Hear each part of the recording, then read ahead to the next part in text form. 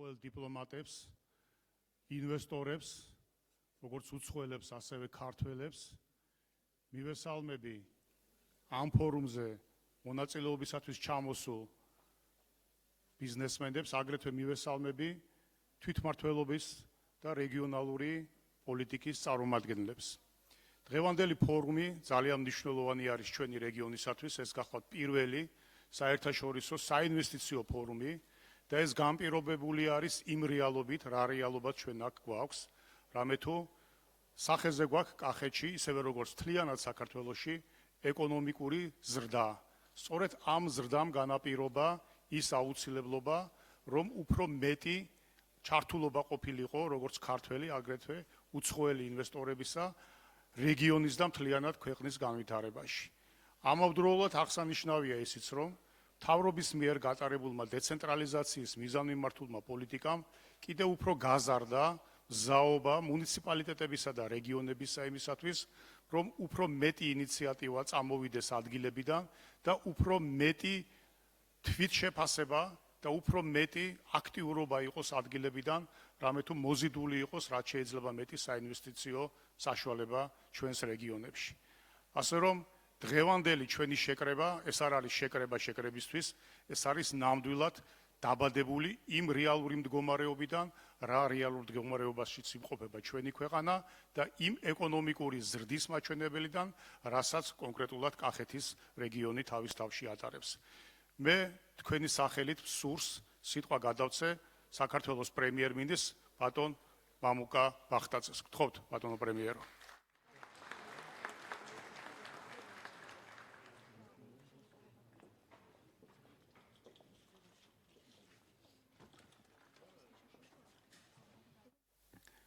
მოგესალმებით, ქალბატონებო და ბატონებო, მივესალმები დიპლომატიური კორპუსის წარმომადგენლებს, მივესალმები ჩვენ სტუმრებს, მადლობას გიხდით მობრძანებისთვის, მონაწილეობისთვის. დღევანდელ ფორუმში მნიშვნელოვანია, რომ კახეთში ჩვენს ულამაზეს კუთხეში ძალიან მნიშვნელოვან ტრადიციას ჩაეყარა საფუძველი. მე სპეციალურად მინდა ხაზი გავუსვა ამ სიტყვას ტრადიციას, ვინაიდან აღნიშნული ფორუმი მომავალშიც გაიმართება ყოველწლიურად. ჩვენ განსაკუთრებულ აქცენტს ვაკეთებთ იცით რეგიონალურ განვითარებაზე. ჩვენ გვწამს, რომ ძლიერი რეგიონები ნიშნავს ძლიერ საქართველოს. ამასთან ერთად ჩვენს ეკონომიკურ პოლიტიკაში ჩვენ განსაკუთრებულ პრიორიტეტს ვანიჭებთ ინკლუზიურ ზრდას, ისეთი ტიპის ზრდას, რომელიც შეეხება თითოეულ საქართველოს მოქალაქეს.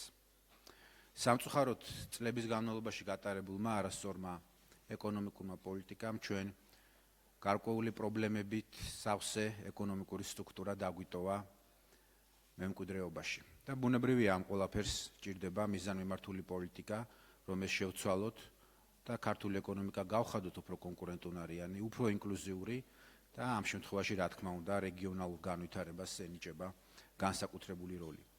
ჩვენთვის ძალიან მნიშვნელოვანი იყო 2018 წელი კახეთის რეგიონისთვის განსაკუთრებით, ვინაიდან სწორედ 2018 წელს და თველი, რომელიც ჩვენ ჩავატარეთ გასულ წელს, იყო ყველაზე წარმატებული დამოუკიდებელი საქართველოს ისტორიაში. ეს ნიშნავს იმას, რომ ბოლო წლებში გადადგმულმა ნაბიჯებმა ჩვენ მოგცა უკვე კონკრეტული შედეგი, თუმცა ჩვენ ჯერ კიდევ შორს ვართ იმ ნიშნულიდან, სადაც გვინდა რომ ვიყოთ. ჩვენი შეფასებით, მხოლოდ კახეთის რეგიონი რომ ავიღოთ, ეკონომიკური პოტენციალის 25%-ია მხოლოდ გამოყენებული. ეს ნიშნავს, რომ ჩვენ ამ ულამაზეს კუთხეში გვაქვს ეკონომიკის განვითარების ძალიან დიდი რესურსი და რაც თავარია ინკლუზიური განვითარების. მე ძალიან მიხარია, რომ დღეს დარბაზში ვხედავ ჩვენს მეწარმეებს, მიხარია, რომ ხედავ უცხოელ მეწარმეებსაც, რომელსაც აქვთ სურვილი საქართველოში განახორციელონ ინვესტიციები და სწორედ მსგავსი ფორმატები უზრუნველყოფს იმას, რომ თქვენი თვალით ნახოთ საქართველოს ყველა რეგიონის ეკონომიკური პოტენციალი. და ჩვენ მსგავს ფორუმებს საქართველოს ყველა რეგიონში ჩავატარებთ. კახეთი არის ულამაზესი კუთხე საქართველოსი თავისი უდიდესი ისტორიით, ტრადიციებით. ის არის აკვანი მეღვინეობის და მას აქვს უნიკალური წვრილი შეტანილი ჩვენს კულტურაში. და შესაბამისად მეღვინეობა ძალიან აქტიურად ვითარდება კახეთში, თუმცა ჩვენ ვფიქრობთ, რომ ამ მხრივ გვაქვს კიდევ მნიშვნელოვანი პოტენციალი განვითარებისთვის. მე განსაკუთრებით მიხარია, რომ ხდება ბაზრების დივერსიფიკაცია. ჩვენთვის საერთოდ მნიშვნელოვანია, რომ ჩვენი ეკონომიკა, საქართველოში მეღვინეობა და ამ შემთხვევაში კახეთში არ იყოს დამოკიდებული რომელიმე ერთ მსხვილ ბაზარზე.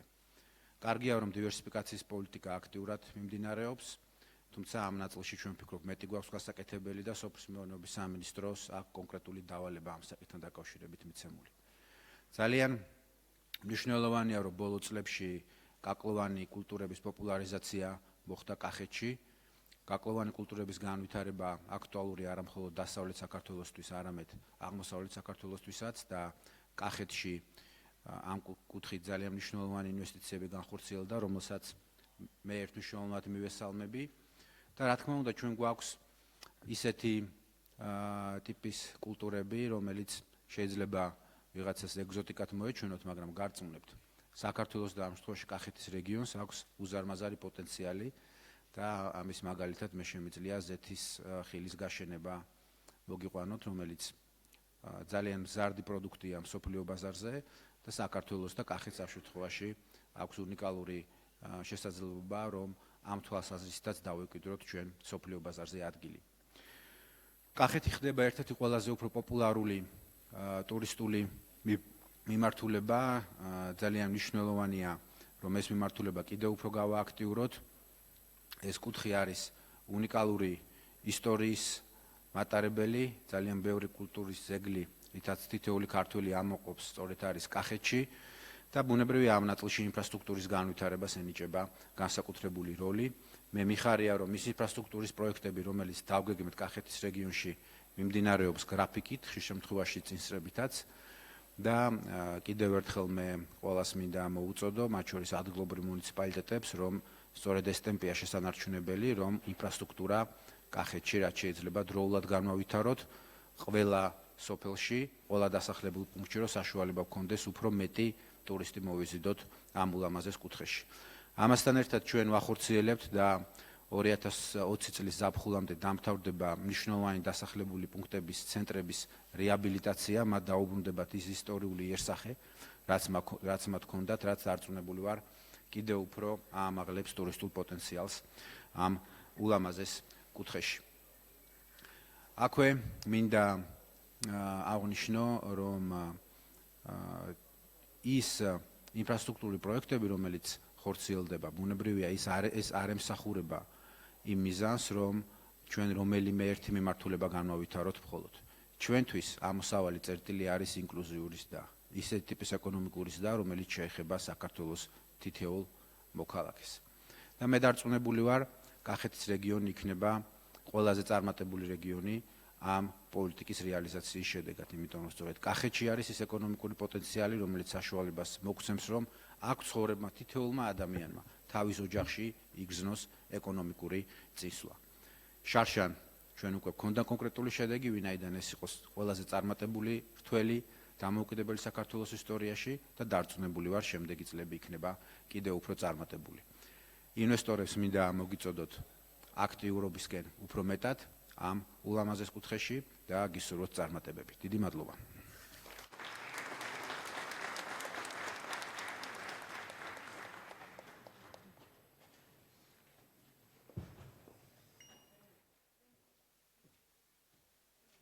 მეგობრებო, თქვენ თითოეულს დარიგებული გაქვთ დღის წესრიგი და ჩვენ ახლა გვაქვს საშუალება, რომ დღის წესრიგის მიხედვით გავყვეთ ჩვენს მუშაობას. პირველი პანელი გახლავთ მინისტრების პანელი, მთავრობის წევრების პანელი, სადაც საუბარი იქნება სწორედ ქვეყნის ეკონომიკურ და საინვესტიციო პოტენციალზე და რა ჭრილში შეიძლება ამის პროექცირება კახეთის რეგიონში. მე ვთხოვ დისკუსიაში მონაწილეობისათვის საქართველოს მთავრობის ვიცე-პრემიერს ქალბატონ მაია ცკიტიშვილს, რეგიონალური განვითარებისა და ინფრასტრუქტურის მინისტრს, ქალბატონ ნათია თურნავას, ეკონომიკური განვითარების მინისტრს, ბატონ ლევან დავითაშვილს, გარემოს დაცვისა და სოფლის მეურნეობის მინისტრს და ბატონ ირაკლი ლექვინიძეს, ბიზნეს ომბუდსმენს.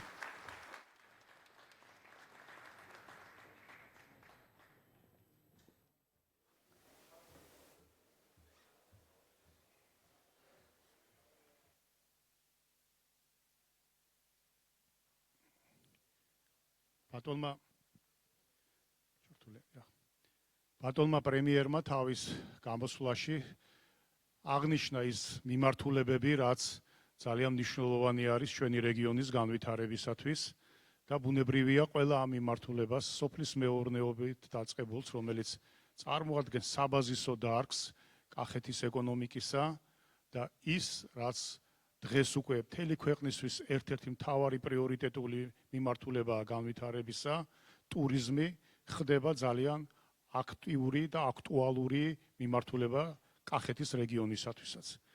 დღეს მე პირველი სიტყვას გადავცემ ეკონომიკის მინისტრს ქალბატონ ნათია თურნავას და საინტერესო იქნება თუ რა კონკრეტული ხედვები არის და რა კონკრეტული მიმართულებების განვითარება შეიძლება კიდევ დამატებით ამ კუთხით კახეთში და ამავდროულად აქ აღსანიშნავია ისიც რომ ენერგეტიკის კუთხით გვაქვს ჩვენ საინტერესო შემოთავაზებები როგორც თვითონ სახელმწიფო პოლიტიკიდან გამომდინარე, ასევე ინვესტორებიდან გამომდინარე.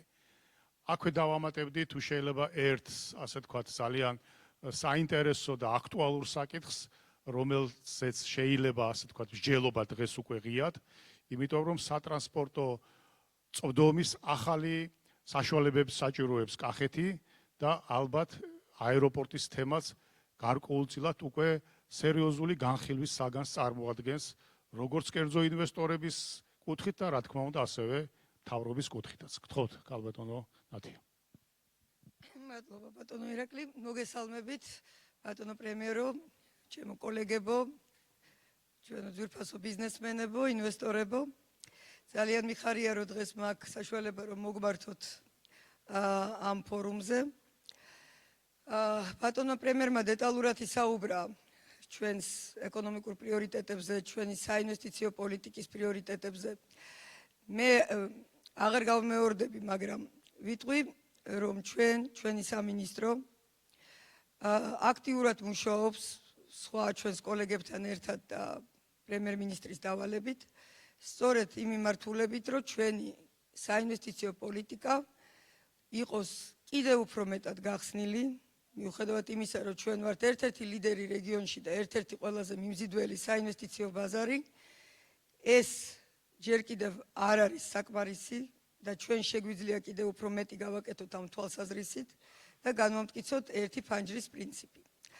მთავარი ჩვენს საინვესტიციო პოლიტიკაში იქნება ერთი, რომ ჩვენ გავხდეთ უფრო პროაქტიულები, იმიტომ რომ თქვენ კარგად იცით, რომ უამრავი პროგრამა არსებობს, უამრავი შესაძლებლობა არსებობს, რომელიც ხელმისაწვდომია და გახსნილია ინვესტორებისთვის, მაგრამ ჩვენ არ უნდა ველოდოთ, სანამ თქვენ მობრძანდებით ჩვენთან, სანამ თქვენ დააკაკუნებთ ჩვენ კარზე, ჩვენ თვითონ უნდა წამოვიდეთ ჩვენი წინადადებებით. დაგანახოთ ეს წინადადებები, დავანახოთ ეს წინადადებები პოტენციურ ინვესტორებს.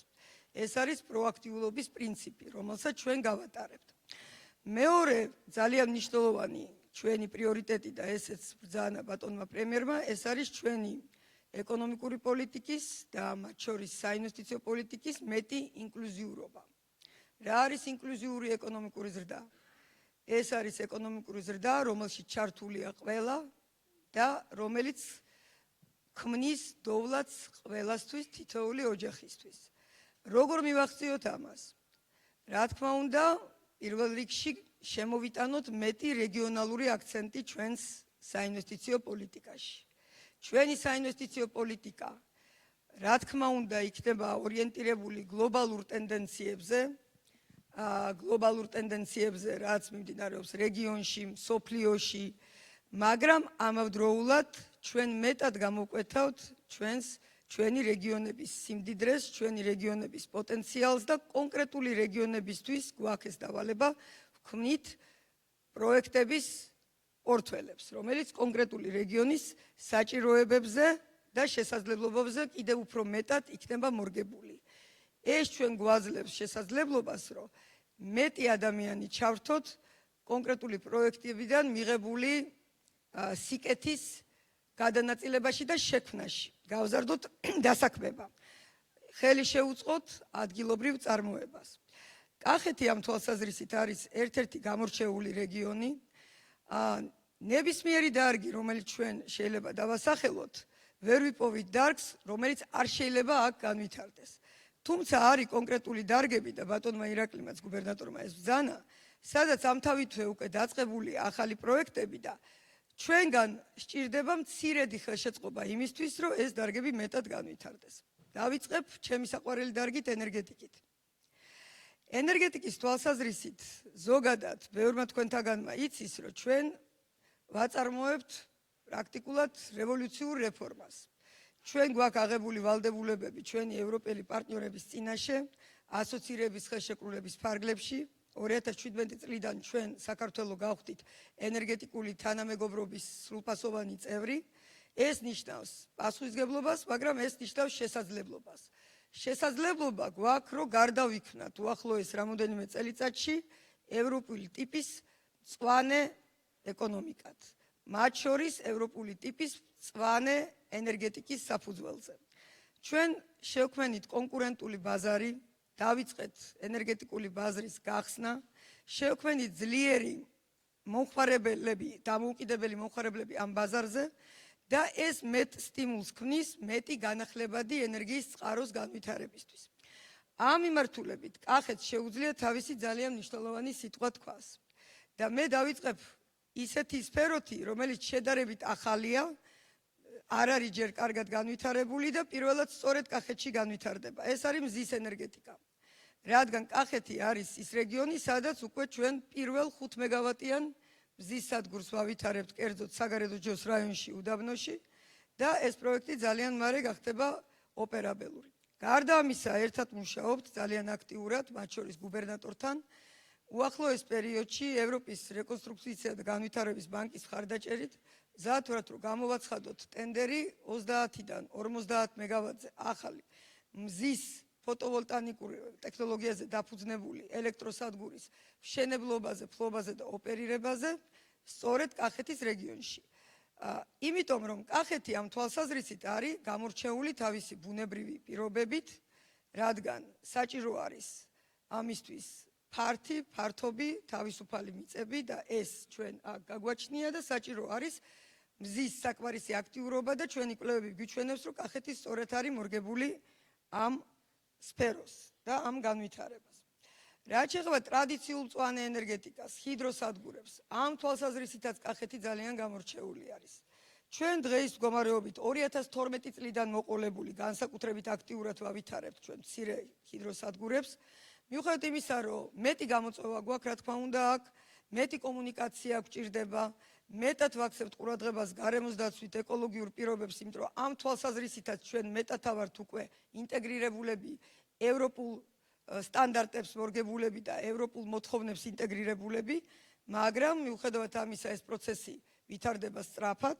კახეთში ჩვენ უკვე აშენებული გვაქვს ბოლო 5 წელიწადში, 6 წელიწადში 6 მცირე და საშუალო ჰიდროსადგური, ჯამში 29 მეგავატის სიმძლავრე. ეს არის, მეგობრებო, 50 მილიონი დოლარის ინვესტიცია მარტო კახეთში. ეს არის ათობით დასაქმებული ადამიანი, მუდმივ მოქმედი სამუშაო ადგილები და ეს არის კვალიფიციური მუშახელი. გარდა ამისა, დაგეგმილი გვაქვს და სხვადასხვა სტადიაზე არის კიდევ 5 მცირე და საშუალო ჰიდროსადგური, ეს არის კიდევ 100 მილიონი და მეტი ინვესტიცია, კიდევ ათობით სამუშაო ადგილი და არის დაახლოებით 400 მილიონი კილოვატ-საათის ელექტროენერგია ადგილობრივი წარმოების ჩვენ რესურსზე დაყრდნობილი, რომელიც ჩვენ ესოდენ გჭირდება იმისთვის, რომ ვიყოთ კიდევ უფრო მეტად დამოუკიდებლები, განვამტკიცოთ ჩვენი ენერგოდამოუკიდებლობა და არ ვიყოთ დამოკიდებული გარე რესურსზე ამ მნიშვნელოვან სფეროში. სხვა სექტორები, სადაც ჩვენ პროაქტიულ მიდგომას შემოგთავაზებთ და რაც არის ასევე ძალიან პერსპექტიული კახეთისთვის. ქონების ეროვნული სააგენტო და მის მიერ წარმოდგენილი სტენდები არის აქ. პროგრამა 50 ქონება შენი სასტუმროსათვის. ეს არის ის შესაძლებლობები, რაც ჯერ კიდევ სახელმწიფო საკუთრებაში არის და ჩვენი ამოცანა და ჩვენი დავალებაა, რომ უფრო მეტად აქტიურად ჩავრთოთ ეს სახელმწიფო ქონება ეკონომიკური დოვლათის შექმნაში, ეკონომიკურ ბრუნვაში. კახეთი სასტუმრო ბიზნესის განვითარებისთვის და ვეხმიანები თქვენ შეკითხვას ტურიზმზე არის ერთ-ერთი სამაგალითო, ერთ-ერთი მოწინავე და აქ ბევრ თქვენთაგან ვხედავ, ვინც უკვე ჩართულია ამ ბიზნესში. მცირე ფერმერული მეურნეობები, მცირე მეღვინეობა, მცირე და საშუალო ზომის სასტუმროები. კახეთი ამ თვალსაზრისით არის ერთ-ერთი ყველაზე მიმზიდველი სფერო, სადაც მთელი მსოფლიოდან ჩამოდიან უკვე ტურისტები და ჩვენ გვაქვს ძალიან აქტიური მარკეტინგული პროგრამა ტურიზმის ეროვნულ სააგენტოსთან ერთად, როგორ მოვიზიდოთ ახალი ტიპის ტურისტები, მათ შორის აგროტურიზმში როგორ ჩავრთოთ, რომ აგროტურიზმი ეს არის ჩვენი პრიორიტეტი, ჩვენი მომავალი, სადაც ერთდროულად არის შერწყმული ჩვენი მდიდარი სასოფლო-სამეურნეო რესურსის უკეთესი გამოყენება, ახალი ტიპის ტურისტის მოზიდვა და მეტი ოჯახის ჩართვა ამ ბიზნესში, მეტი ინკლუზიურობა. გარდა ამისა არსებობს ტრადიციული პროგრამები, რომელიც თქვენთვის არის კარგად ცნობილი და ბევრი ბენეფიციარის ბრძანდებით, ეს არის აწარმოო საქართველოს ფარგლებში, იგივე სახელმწიფო ქონების, თუნდაც სასტუმროს ასაშენებლად, საინვესტიციო პირობით გადაცემის პროგრამა, რაც ძალიან კარგად მოქმედებს აქაც და სრულიად საქართველოშიც, იმ რეგიონებში, სადაც ჯერ კიდევ არ არის ინფრასტრუქტურა, სადაც არის ბევრი რამ გასაკეთებელი და ჯერ კიდევ განსავითარებელია ტურისტული პოტენციალი, სახელმწიფო მიდის იმაზე, რომ შეღავათიან ფასად, თუნდაც ერთლარად გადავცეთ ჩვენ ინვესტორს, სოლიდურ ინვესტორს გადავცეთ მიწის ფართი, იმ პირობით, რომ ის მრავალმილიონიან ინვესტიციას ჩადებს, აიღებს ვალდებულებას ადამიანების დასაქმებაზე და ჩვენ რამოდენიმე წელიწადში მივიღებთ მაღალ განვითარებულ ტურისტულ ინფრასტრუქტურას. ძალიან მდიდარია კახეთი ასევე წიაღისეულით. კახეთის ტერიტორია ძალიან მცირედით არის ჯერ კიდევ შესწავლილი ამ თვალსაზრისით და ბევრი რამ გვაქვს გასაკეთებელი. სულ 1.5% არის შესწავლილი. ეს ნიშნავს, რომ ძალიან დიდი პოტენციალი არსებობს ჩვენი წინასწარი ინფორმაციით, მინერალური რესურსების მიმართულებით, დიდი პოტენციალი არის, რომელიც უკვე ნაწილობრივ ათვისებულია საშენ მასალათა მიმართულებით, თიხათაბაშირი, კერამიკული და სააგურე თიხები, ინერტული მასალები და აქ ჩვენ კიდევ უფრო აქტიურად შევუწყობთ ხელს ინვესტორებს, უფრო პროაქტიულები ვიქნებით, რადგან ვაპაკეტებთ ამ წინადადებებს და ეს ხდება ელექტრონული ხელმისაწვდომი და ჩვენი წიაღის ეროვნული სააგენტო აქტიურად მუშაობს ჩვენი დავალებით ამაზე. ნებისმიერი ინვესტორი საიტზე შეძლებს ნახოს კონკრეტული საინვესტიციო პაკეტი, სადაც კონკრეტული წიაღისეული იქნება აღწერილი, ლიცენზიის შეთავაზება იქნება გაკეთებული და თანმდევი თუნდაც მიწის საკუთრების უფლება ექნება, რათა იქ გადამამუშავებელი ინფრასტრუქტურაც ააშენოს და განავითაროს. ინტეგრირებული ლიცენზიები, ინტეგრირებული ერთი ფანჯრის პრინციპით შეთავაზებები, სადაც წიაღი, ქონება, მიწა, თუნდაც ჰიდროსადგურის აშენების უფლება იქნება ერთად შერწყმული და ინვესტორს არ მოუწევს ერთი სააგენტოდან მეორე სააგენტოსთან სიარული. ეს არის ის კონცეფცია, რომელსაც ჩვენ ვთავაზობთ ინვესტორებს და ამას საკანონმდებლო დონეზე ვამზადებთ და განვამტკიცებთ. თქვენ ახსენეთ ასევე აეროდრომის პროექტი, ჩვენ ძალიან დიდ ყურადღებას ვაქცევთ ლოგისტიკის განვითარებას. თქვენ იცით, რომ ჩვენ ამ მხრივ ვართ ერთ-ერთი სტრატეგიული ქვეყანა და უკვე განვამტკიცეთ ჩვენი როლი, როგორც აბრეშუმის გზის ფარგლებში, ისევე ზოგადად ევრაზიული ხიდის ფუნქციას ვასრულებთ. ჩვენ გვაქვს ძალიან განვითარებული საპორტო ინფრასტრუქტურა, ჩვენ ვაშენებთ ჩვენს პრიორიტეტულ, ჩვენს სტრატეგიულ პროექტს, სპორტს, რომელსაც აქვს უპრეცედენტო მხარდაჭერა სახელმწიფოდან, არც ერთ სხვა ინფრასტრუქტურულ პროექტს და ქალბატონი დამეთანხმება, ესეთი მხარდაჭერა სახელმწიფოს არ გამოუცხადებია და არ ქონია. ეს არის ჩვენი ვალდებულება, რომ 300 მილიონზე მეტი ჩავდოთ ინფრასტრუქტურაში, გზები, რკინიგზა. ეს არის ჩვენი კეთილი ნება, რომ 70 მილიონამდე დაიხარჯა მიწის გამოსყიდვაზე და ესეც არის ჩვენი მხრიდან კონტრიბუცია.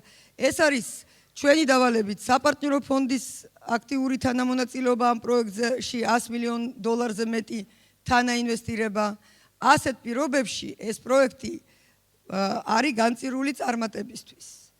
და მხოლოდ ერთი რამ გვაკლია, რომ კერძო ინვესტორმა დროულად შეასრულოს თავისი ვალდებულებები. თუმცა ასეთი მხარდაჭერის პირობებში ჩვენ ვფიქრობთ, რომ ეს ძალიან მარტივია და ეს ასე უნდა მოხდეს. რაც შეეხება კონკრეტულად კახეთის რეგიონს, რასაკვირველია, გვაქვს ჩვენ აქ პერსპექტივა, რომ საჰაერო მიმოსვლა კახეთზე პირდაპირ, ასე ვთქვათ, განვაპიროვნოთ. ამ მიმართულებით მუშაობთ აქტიურად, გვაქვს კონკრეტული პროგრამა კახეთში მდებარე აეროპორტთან დაკავშირებით და სამთავრობო გუნდთან ერთად აქტიურად ვიმუშავებთ ამაზე. ძალიან დიდი მადლობა. ძალიან დიდი მადლობა. ნამდვილად ძალიან მნიშვნელოვანი და საინტერესო და ჩვენი რეგიონისათვის კარგად მორგებული მესიჯები განაცხადა ქალბატონმა მინისტრმა და მე ღრმად ვარ დარწმუნებული, რომ კახეთი თავის განვითარების პოტენციალით იქნება გარკვეული დრაივერი ყველა ამ პროგრამების და ამ მიმართულების შესასრულებლად. სოფლის მეურნეობა გახლავთ სწორედ ის ისტორიული დარგი, მევენახეობა, მეღვინეობა, რომელზეც დგას კახეთი, რომელზეც დგას გარკვეულწილად ჩვენი სამშობლო და ამავდროულად ყველაზე მოწყვლადი იყო წლების განმავლობაში. დღეს თავრობის თანმიმდევრული პოლიტიკის შედეგად მიღწეულია ის, რომ მევენახეობა და მეღვინეობა ფაქტობრივად უკვე სახელმწიფოს მხრიდან ფინანსური დახმარების გარეშე არა, ფინანსური დახმარება სხვა კუთხით ტარდება, ამაზე მინისტრი განსაკუთრებით გაამახვილებს ყურადღებას, მაგრამ დამოუკიდებლად ვითარდება სუბსიდირების გარეშე და ამავდროულად, როგორც პრემიერ-მინისტრმა აღნიშნა, ნამდვილად გვაქვს ძალიან ბევრი საინტერესო, მაღალშემოსავლიანი ახალი სეგმენტები აქ ჩართული და ამავდროულად მნიშვნელოვანი არის, რა თქმა უნდა, გარემოს დაცვა და ის ბუნებრივი ნაკრძალები, რეზერვანტები, რაც უხვად გაგვაჩნია კახეთში. ბატონო ლევან, გთხოვთ. ბატონო ირაკლი.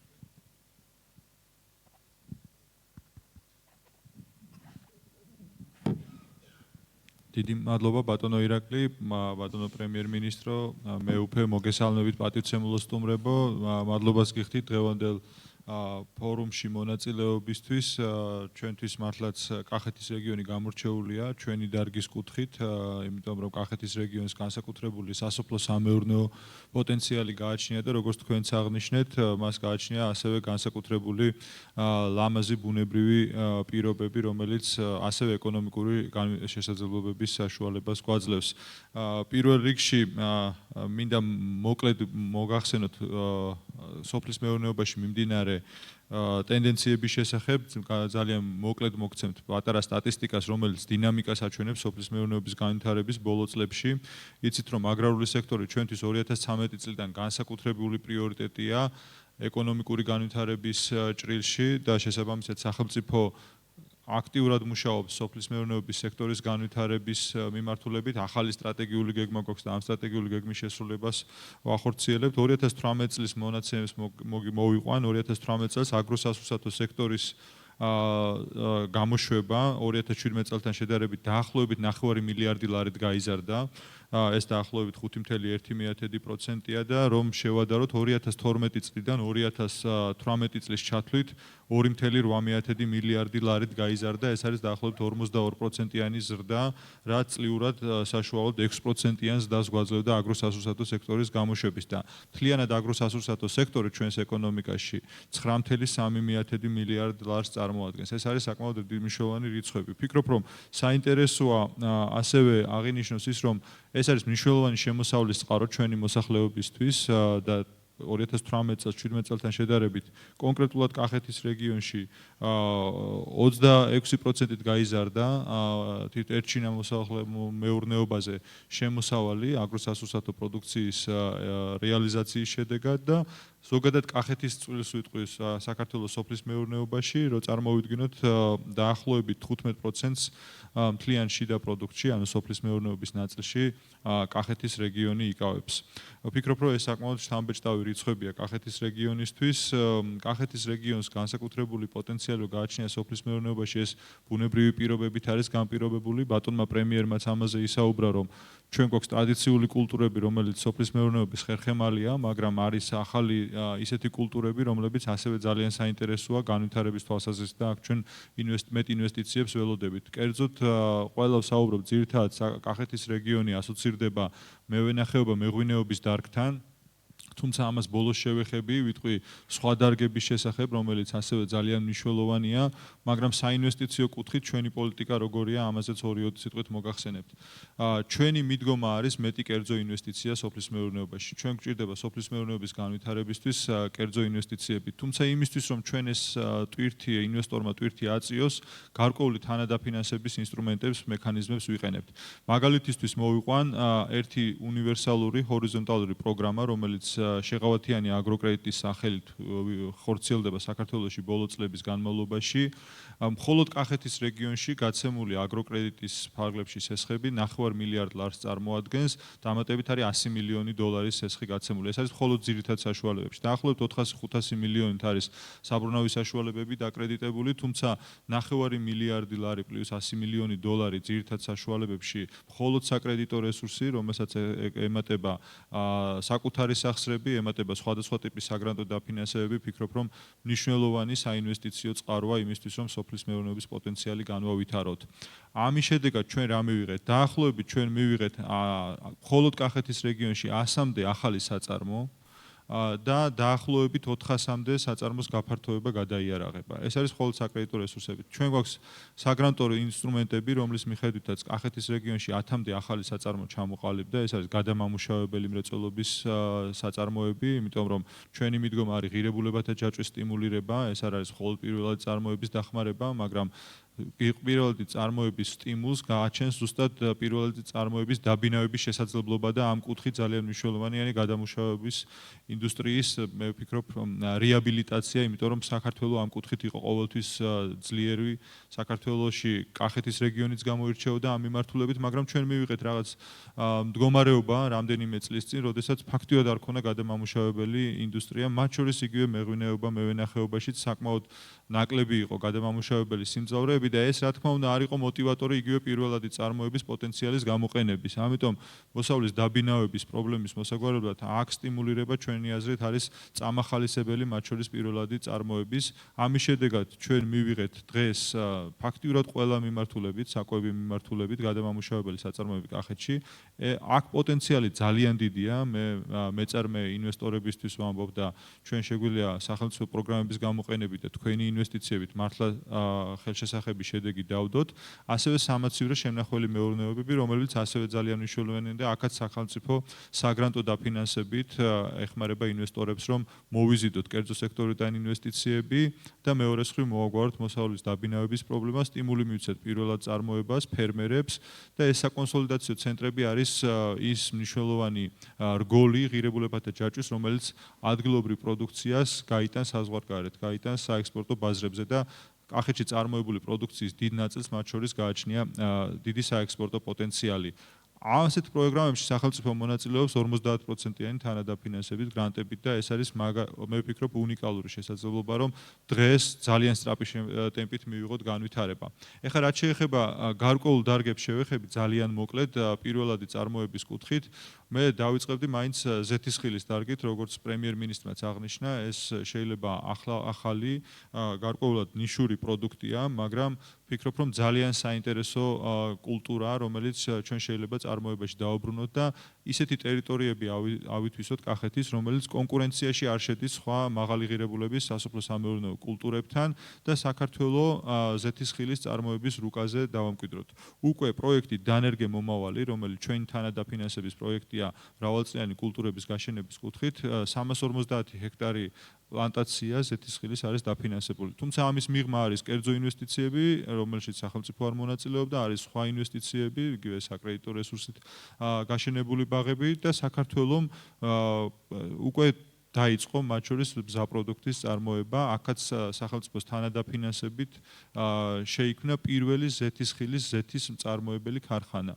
დღეს გვაქვს ჩვენ საბოლოო პროდუქტი, ქართული პროდუქტი გადის მათ შორის საერთაშორისო ბაზრებზე და ქართული პროდუქტი ვფიქრობ, რომ ეს საამაყო ხარისხის არის. ანუ ხარისხობრივადაც ძალიან მაღალი ხარისხის პროდუქტია. შესაბამისად, აქ ჩვენ ხედავთ, რომ ძალიან დიდი პოტენციალი გაგვაჩნია. მოკლედ ვიტყვი, წელს საქართველოს განაცხადი გააკეთა ზეთისხილის საერთაშორისო ორგანიზაციაში გაწევრიანების. დიდი იმედი მაქვს, რომ ივნისის თვეში მარაკეში ჩვენ ამაზე თანხმობას მივიღებთ და წლის განმავლობაში საქართველოს მიიღებს ასევე თანხმობას, რომ იყოს თავმჯდომარე ქვეყანა და ამ კუთხით საქართველოს პოპულარიზაცია მოახდინოთ საერთაშორისო თანამეგობრობაში. ეს არის მიმართულება, რომელსაც ძალიან დიდი მოთხოვნა ამ სოფლიოში, იმიტომ რომ უფრო მეტად ჯანსაღ საკვების პოპულარიზაცია ხდება დღეისათვის ყველაზე მზარდ ბაზრებზეც ეს არის სამხრეთ აღმოსავლეთ აზიის ქვეყნები, სადაც როგორც წესი კულტურის ნაწილი არ იყო ზეთისხილის მოხმარება, მაგრამ დღეს უფრო და უფრო პოპულარული ხდება, ამიტომ გლობალურად ჩვენ ხედავთ, რომ წარმოების უფრო და უფრო მეტი ინტერესი ჩნდება, ხოლო გეოგრაფია ამ კუთხით არის მნიშვნელოვანწილად შეზღუდული.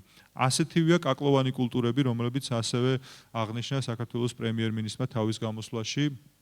აქაც კახეთს უნიკალური როლი შეუძლია ითამაშოს. დღეს იცით, რომ ჩვენ ძალიან ძლიერი პოზიციები გვიკავია თხილში, რომელიც ენდემური კულტურაა საქართველოსთვის, თუმცა დასავლეთ საქართველოში დაავადებებთან დაკავშირებულმა პრობლემებმა აჩვენა, რომ კახეთმა ფაქტიურად გადაარჩინა საქართველოს პოზიციები საერთაშორისო ბაზარზე ხარისხობრივი თვალსაზრისით და ჩვენ კლიმატის მრავალფეროვნებიდან გამომდინარე, კახეთში შეგვიძლია როგორც სუბტროპიკული, ისე მშრალი კლიმატის კულტურები ვაწარმოოთ. კახეთი ფაქტიურად მინი მოდელია სრულიად საქართველოსი და მე ვფიქრობ, რომ ესეც ძალიან საინტერესო მიმართულებაა ინვესტორებისთვის და აქაც არის ინვესტორებისთვის კარგი შეთავაზებები სახელმწიფოს მხრიდან, იმიტომ რომ მნიშვნელოვანი საგრანტო მხარდაჭერა მრავალწლიან ინვესტიციებში არის აუცილებელი პირობა, იმისთვის რომ ეს გამოვიყენოთ ბერკეტად და როგორც აღნიშნე, უფრო მეტი ტვირთი ავწიოთ ერთობლივად. აქ ჩვენ ხედავთ, რომ პლანტაციები სხვადასხვა კაკლოვან კულტურაში ვითარდება, ეს არის ტრადიციული, როგორც არის თხილი და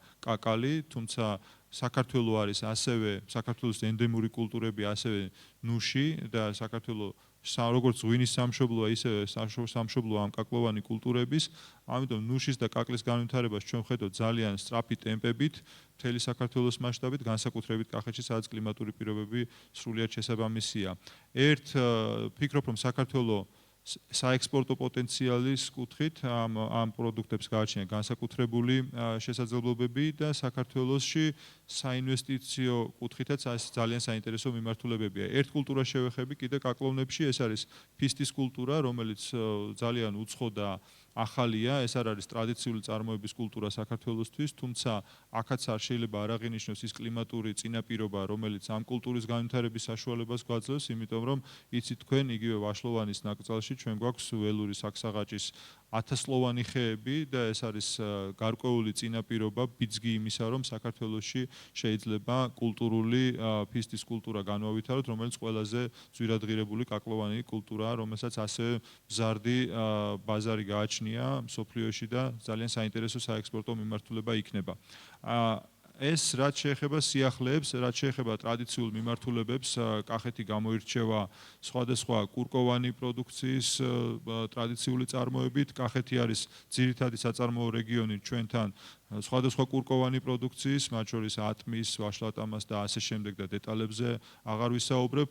იყო აქაც ბევრი სირთულე, რომელიც უკავშირდებოდა ღირებულებათა ჯაჭვში ჩავარდნებს, რომელსაც სახელმწიფომ ისევ საგრანტო ინსტრუმენტებით, კარგად ორგანიზებული კამპანიით უპასუხა და ფაქტიურად აქაც ერთი ფანჯრის პრინციპით ექსპორტიორების ხარდაჭერის კუთხით ჩვენ შევძელით, რომ პოზიციები დაგვებრუნებინა და საქართველოს დღეს სტაბილური ექსპორტიორი ხდება, მათ შორის ატმის და რა თქმა უნდა შევეხოთ ჩვენ მრავალწლიან კულტურებში ვაზს, რომელიც წამყვანი კულტურაა და ზოგადად სიამაყეა ჩვენი ქვეყნის ფაქტურად სავიზიტო ბარად საქართველოს ღვინო წარმოადგენს.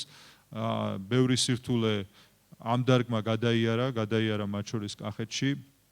თუმცა, როგორც აღინიშნა გამომსვლელების მიერ სისტემური მიდგომებით და თანმიმდევრული მიდგომებით ჩვენ შევძელით აქაც გარკვეული გაუმჯობესებები და ალბათ ფაქტის ახეზია, ჩვენ გვაქვს საკმაოდ წარმატებული დინამიკა ვენახების გაშენების თვალსაზრისით. ჩვენ ვხედავთ, რომ დაახლოებით 90 მილიონი ბოთლის ექსპორტი გავიდა საქართველოსდან 2018 წელს, მაგრამ პრემიერ-მინისტრის მითითებაც არის და ჩვენი ძალისხმევაც, რომ ჩვენ მაქსიმალური ფოკუსი გქონდეს დივერსიფიკაციაზე და რაოდენობრივი ზრდა არ არის 2019 წლის გეგმა, არის გეგმა მეტი დივერსიფიკაცია, ღირებულებაში ზრდა და ხარისხობრივი გაუმჯობესება ჩვენი ექსპორტის ღვინის თვალსაზრისით.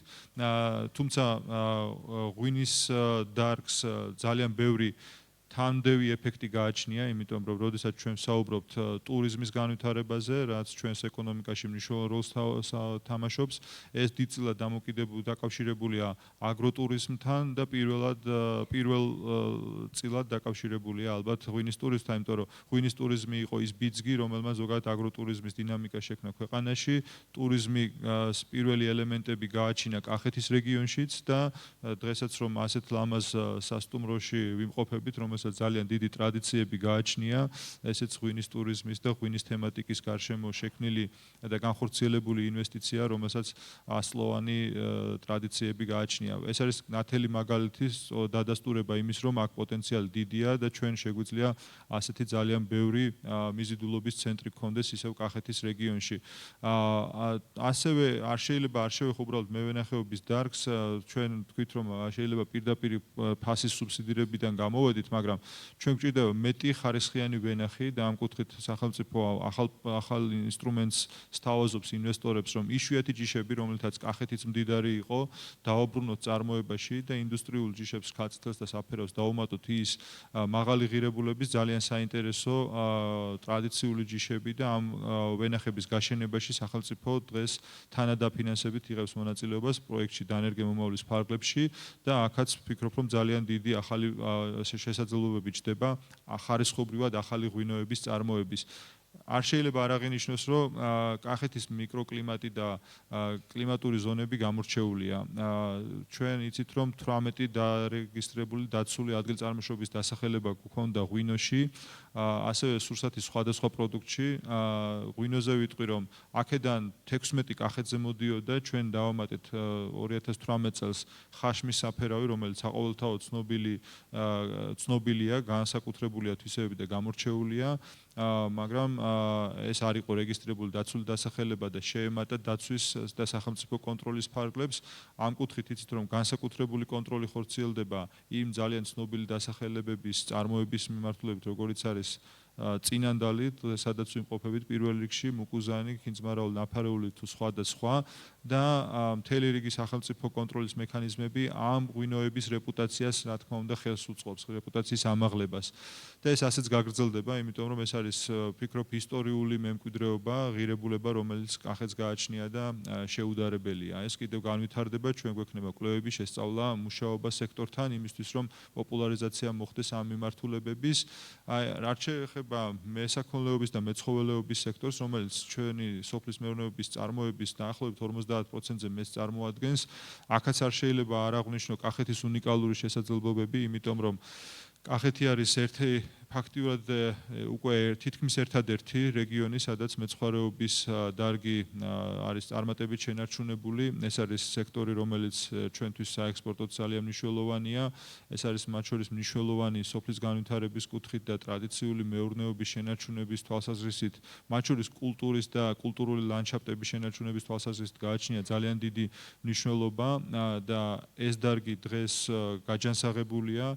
ქართული ცხვრის კატეგორია საერთაშორისო ბაზარზე უკვე იმკვიდრებს სახელს, როგორც განსაკუთრებული ხარისხობრივი თვისებების მქონე პროდუქტის და აქაც კონტროლი, მიკვლევადობა, უვნებლობის სტანდარტები არის წინაპირობა იმის, რომ ჩვენ აქ გქონდეს ესეთი ხელშესახების შედეგები, ეს დაახლოებით $30 მილიონ მეტი ექსპორტია ყოველწლიურად საქართველოდან, თუმცა მას უფრო მეტი მნიშვნელობა გააჩნია, როგორც აღვნიშნე, იცით, რომ ეს არის ტრადიციული მეურნეობა, რომელიც გადარეკვის პრაქტიკას ჯერ კიდევ იყენებს ევროპაში უნიკალური და ბოლო, რომელიც შემორჩა, რომელსაც სწორი მართვის პირობებში აქვს პოტენციალი, რომ წლების განმავლობაში ჩვენ შევინარჩუნოთ, მათ შორის ტურიზმისთვის არის ძალიან საინტერესო და იცით, რომ ეს უკავშირდება თუშეთიდან დაწყებული, დამთავრებული დედოფლის წყაროს მუნიციპალიტეტით, მთელი რიგი რეგიონებია ჩართული ამაში და ჩვენ აქაც ვფიქრობთ, რომ განსაკუთრებული კატეგორია ბიოსფერული რეგიონის კუთხით გავაჩინოთ და ეს პირველი ბიოსფერული რეგიონი საქართველოში იქნება კახეთში, სადაც თავმოყრილია როგორც ბუნების რეგიონის და ლანდშაფტის დაცვის ელემენტები, ისე ტრადიციული ეკონომიკური საქმიანობის ელემენტები, რომელიც როგორც ადგილობრივი მოსახლეობისთვის, ისე რეგიონული ტურიზმისთვის არის ძალიან მნიშვნელოვანი. ძალიან ბევრი შეიძლება ვისაუბრო, მე ძალიან სწრაფად რამდენიმე სექტორს შევეხები, ასევე მესაქონლეობის კუთხითაც კახეთი გამორჩეულია, იმიტომ რომ ტრადიციულად ყველაზე ესეთი წარმატებული, მაღალპროდუქტიული მერძეული მეურნეობები და უფრო კომერციული თანამედროვე კახეთშია წარმოდგენილი საქართველოში. ესეც ლოგიკურია, იმიტომ რომ საკვები ბაზა არის წინაპირობა იმის, რომ ჩვენ გავაჩინოთ ესეთი თანამედროვე და უკვე კონკურენტუნარიანი მეურნეობები. კახეთი მარცვლეული კულტურების წარმოების კუთხით არის ლიდერი რეგიონი, ფაქტობრივად ექსკლუზიურად პირველ ადგილზეა. ამ კუთხით შეგვიძლია გავაჩინოთ უნიკალური საკვები ბაზა არა მხოლოდ მესაქონლეობისთვის, მეღორეობისთვის და მეფრინველეობისთვის და ლოგიკურიც არის, რომ საქართველოს წარმოების დიდი ნაწილი ზუსტად ამ რეგიონზე მოდის მეფრინველეობაში, თანამედროვე ფერმერული მეურნეობა, რომელიც ასევე დინამიურად ვითარდება, თუმცა სასურსათო უნებლობის უზრუნველყოფის თვალსაზრისით, ეგრეთ წოდებული უსაფრთხოებას რო ეძახით ასევე, ამ კუთხითაც ქიზიყს განსაკუთრებული როლი აქვს, იმიტომ რომ ხორბლის წარმოების დიდი ნაწილი კახეთის რეგიონზე მოდის, სადაც ჩვენ ასევე გადავდივართ ტრადიციული ნაკლებად პროდუქტიული წარმოებიდან მაღალ ტექნოლოგიურ წარმოებაზე. ჩვენ შემოგვაქვს ნაკლები ბუნებაზე ზემოქმედების ტექნოლოგიები, ეგრეთ წოდებული ნოუტილი ან ნაკლებად მოხნის ტექნოლოგიები, რომელიც ნიადაგის ნაყოფიერების საშუალებას გვაძლევს და პროდუქტიულობას ვზრდით მარცვლეულ კულტურებში 1 ჰექტარზე. ასე რომ ბევრ ტექნიკურ დეტალზე რომ არ ვისაუბრო, დინამიკა ძალიან კარგია კახეთის რეგიონში და ასევე უნდა აღინიშნოს, რომ პიონერი აი ამ ახალი ტექნოლოგიების კუთხით ყველა ამ მიმართულებაში ფაქტობრივად კახეთის რეგიონია საქართველოში.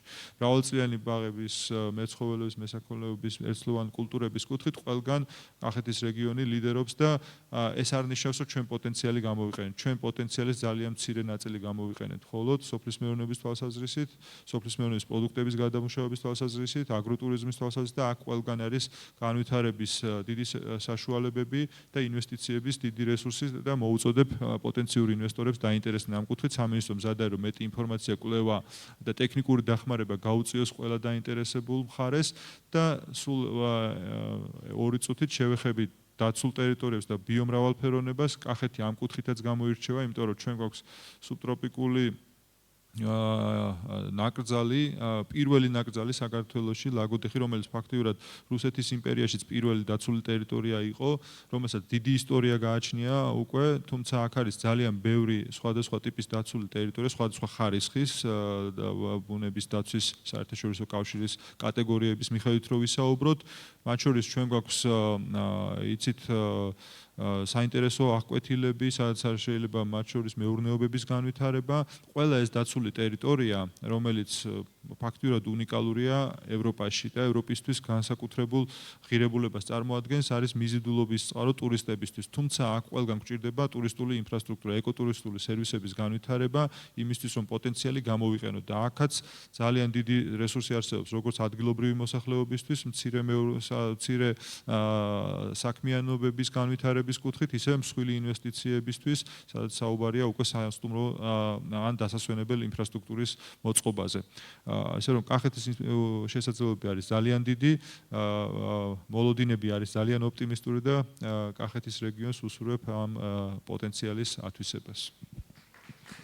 დიდი მადლობა ბატონო ლევან, ნამდვილად ჩვენ გვაქვს ძალიან მყარი მაჩვენებლები, რაზეც ბატონმა ლევანმა ისაუბრა, ამის დამადასტურებელი და ყველაზე კაი დასტური ამის არის ბაზარი და ჩვენ ხედავთ, რომ კახეთში მიწის ფასი განუხრელად იზრდება, რაც იმის ყველაზე ნათელი დასტური არის, რომ ნამდვილად მოთხოვნა სოფლის მეურნეობის სხვადასხვა დარგების, რომელზეც აქ საკმაოდ კონკრეტულად ისაუბრა მინისტრმა, შემდგომ განვითარება მოხდეს მათი.